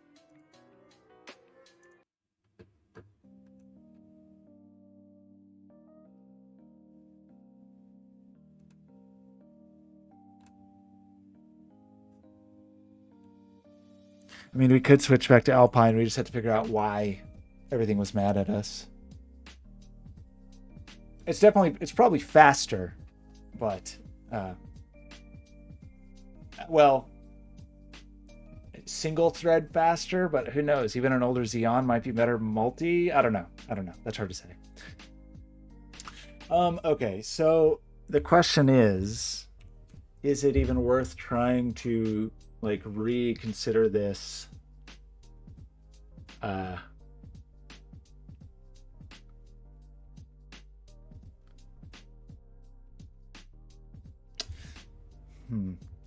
Even worth trying to reconsider this with Alpine now. Now that we know it works.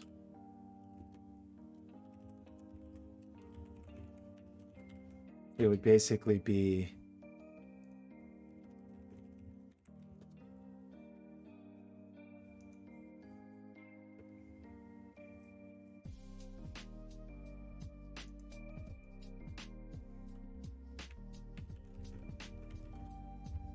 like how much really matters? Like what actually really matters in here?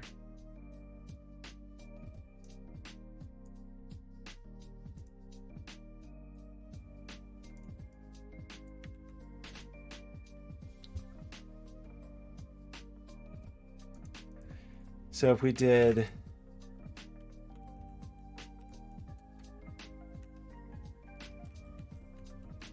okay, I really have to be done. I'm gonna try this really fast.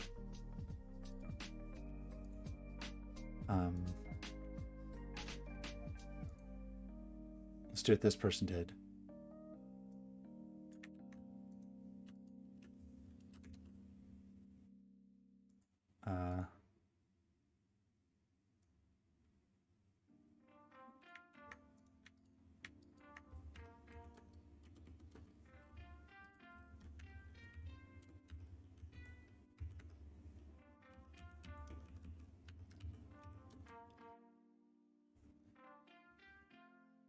Like, I just don't know if this other stuff even matters. I really don't.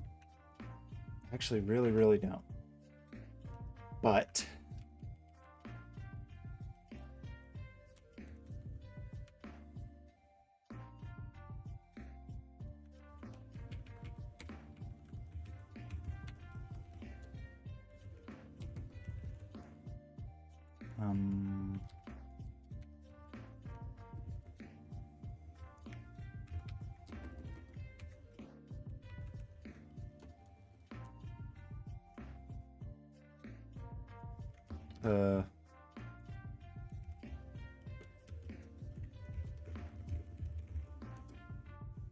what is it? Docker kill Figaro?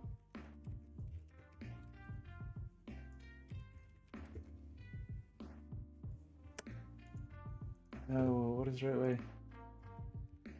Is that not the name?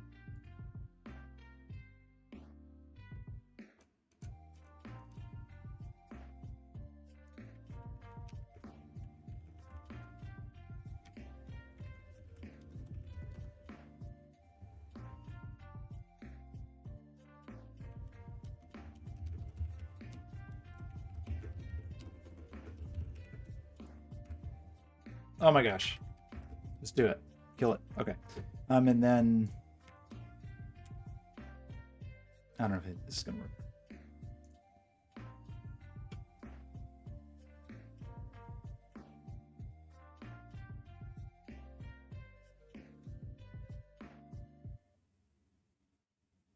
Forgot to install the sound font. But actually, I feel like I just saw it install the sound font, which is weird. Maybe FluidSynth installs it. Okay, and then let's do this.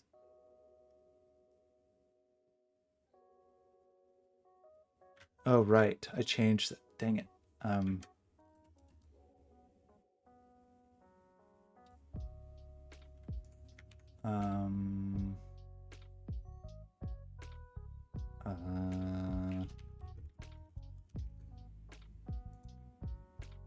I thought I saw it install this. Am I crazy?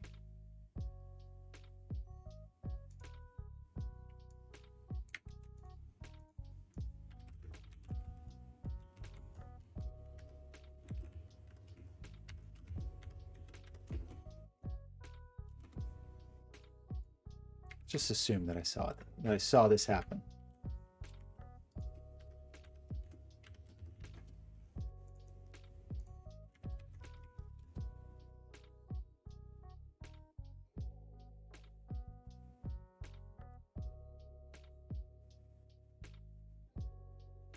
I also feel like I just saw X11 in there.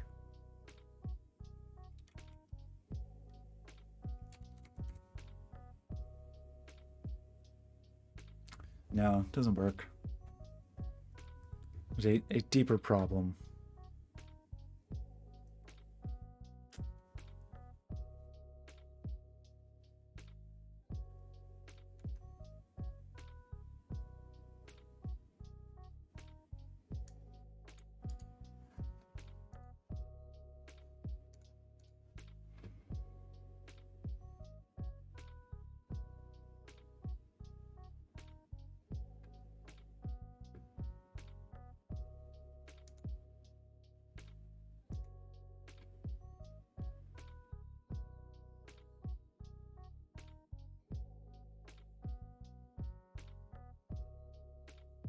Hmm.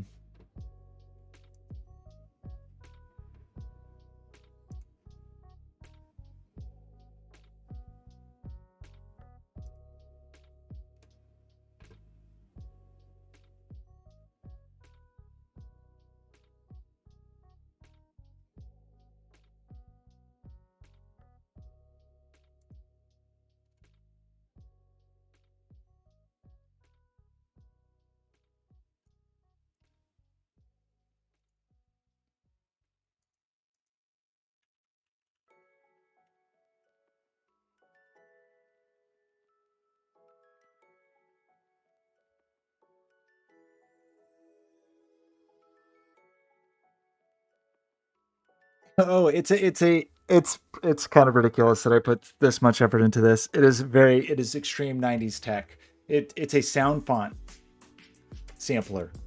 So it's like it lets you use sound fonts, which are awesome. So it's like a very fancy wavetable synthesis system where you can just have a piano that is some set of piano samples, but it has lots of configuration on using a subset of samples, how to make a full instrument.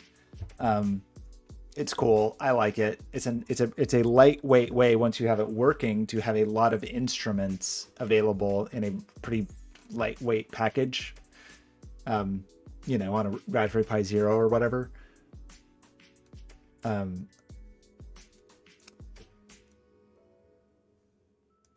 And I totally have it working, and I've used it multiple times on many projects. I was just trying this idea of making it work in a package, but it doesn't really work.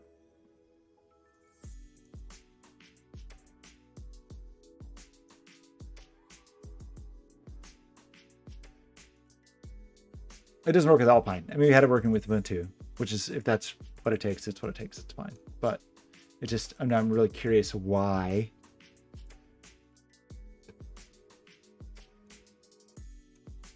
It doesn't work in here.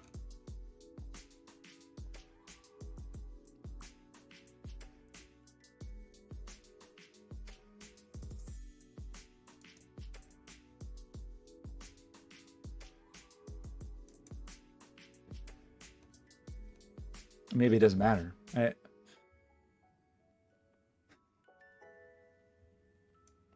Does it need to be privileged?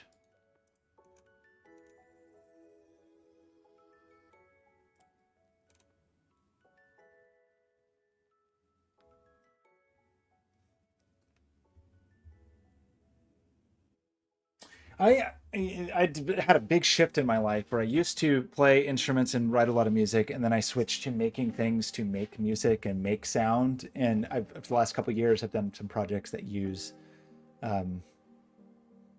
FluidSynth for that. Like the most recent big one was for the Children's Museum of Pittsburgh for this exhibit, this Pixar exhibit they were doing, and I worked with one of their fabricators. He definitely gets a lot of the credit, most of the credit, actually. Let's just say pretty much all the credit for how good the enclosure is. But the kind of circuitry design and software was my kind of side of the project. And so, I don't know if you'll be able to, it's gonna work.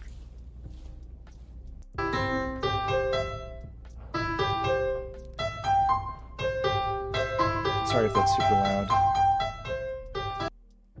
So you can, it's, you know, kids can run up to it and just play and make noise, and it will always try to sound musical no matter what you're doing. So even if you're just moving these handles back and forth, it sounds musical. As you turn kind of knobs and dials, it sounds musical. You can change the mood of it. So this is just a Raspberry Pi, I think it's a 4. A Raspberry Pi 4, and then a bunch of teensies for all the electronics. So there's lots of things to like touch and turn and spin, like turning the, where's the big one?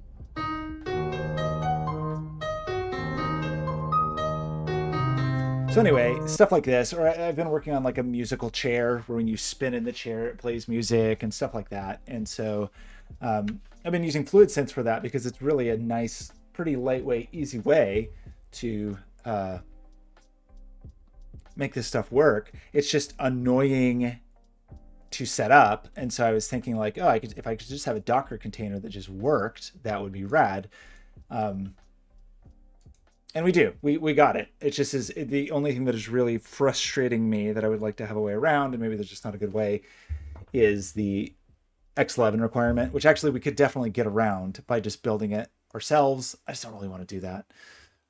Because then we would have to, the downside of that, pardon me, the downside currently is that we have to install a bunch of stupid X11 stuff we don't need. So then the alternate idea is, oh, we should just build it from source, but then we need a full development environment. So like,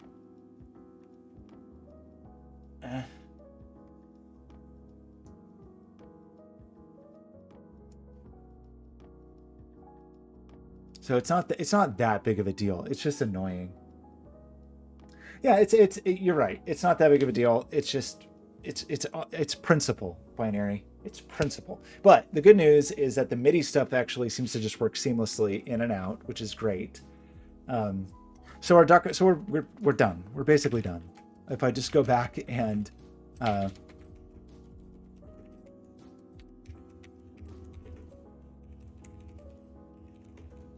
good, great, we're done. And then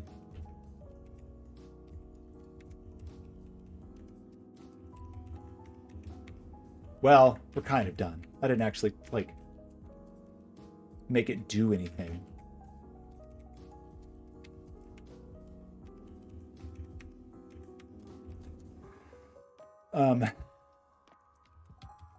But we're theoretically done.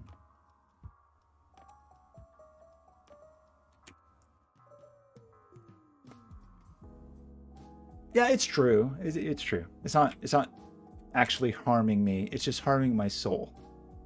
Uh-oh. Oh, I tried to install Ubuntu. For some reason, I'm not allowed to use Ubuntu.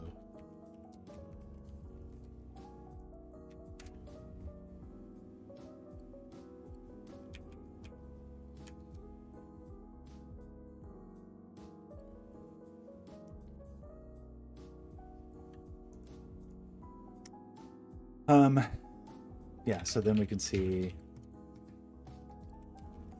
that theoretically that works. Although now that I did that, we could also do the server thing because I think that's funny, which would then make it more networkable than it would be otherwise. I actually kind of like that a lot the more I think about it, because one of the core functions here, if you'll remember the project that I have not touched all year long, or barely touched this year, is the home automation MIDI thing. And we need to be able to read MIDI there, but we also ideally want to be able to like play sound. Oh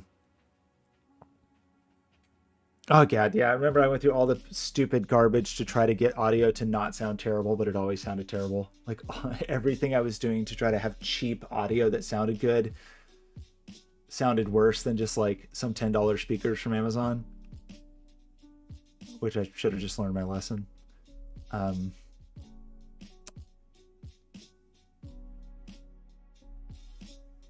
I should ask somebody about that.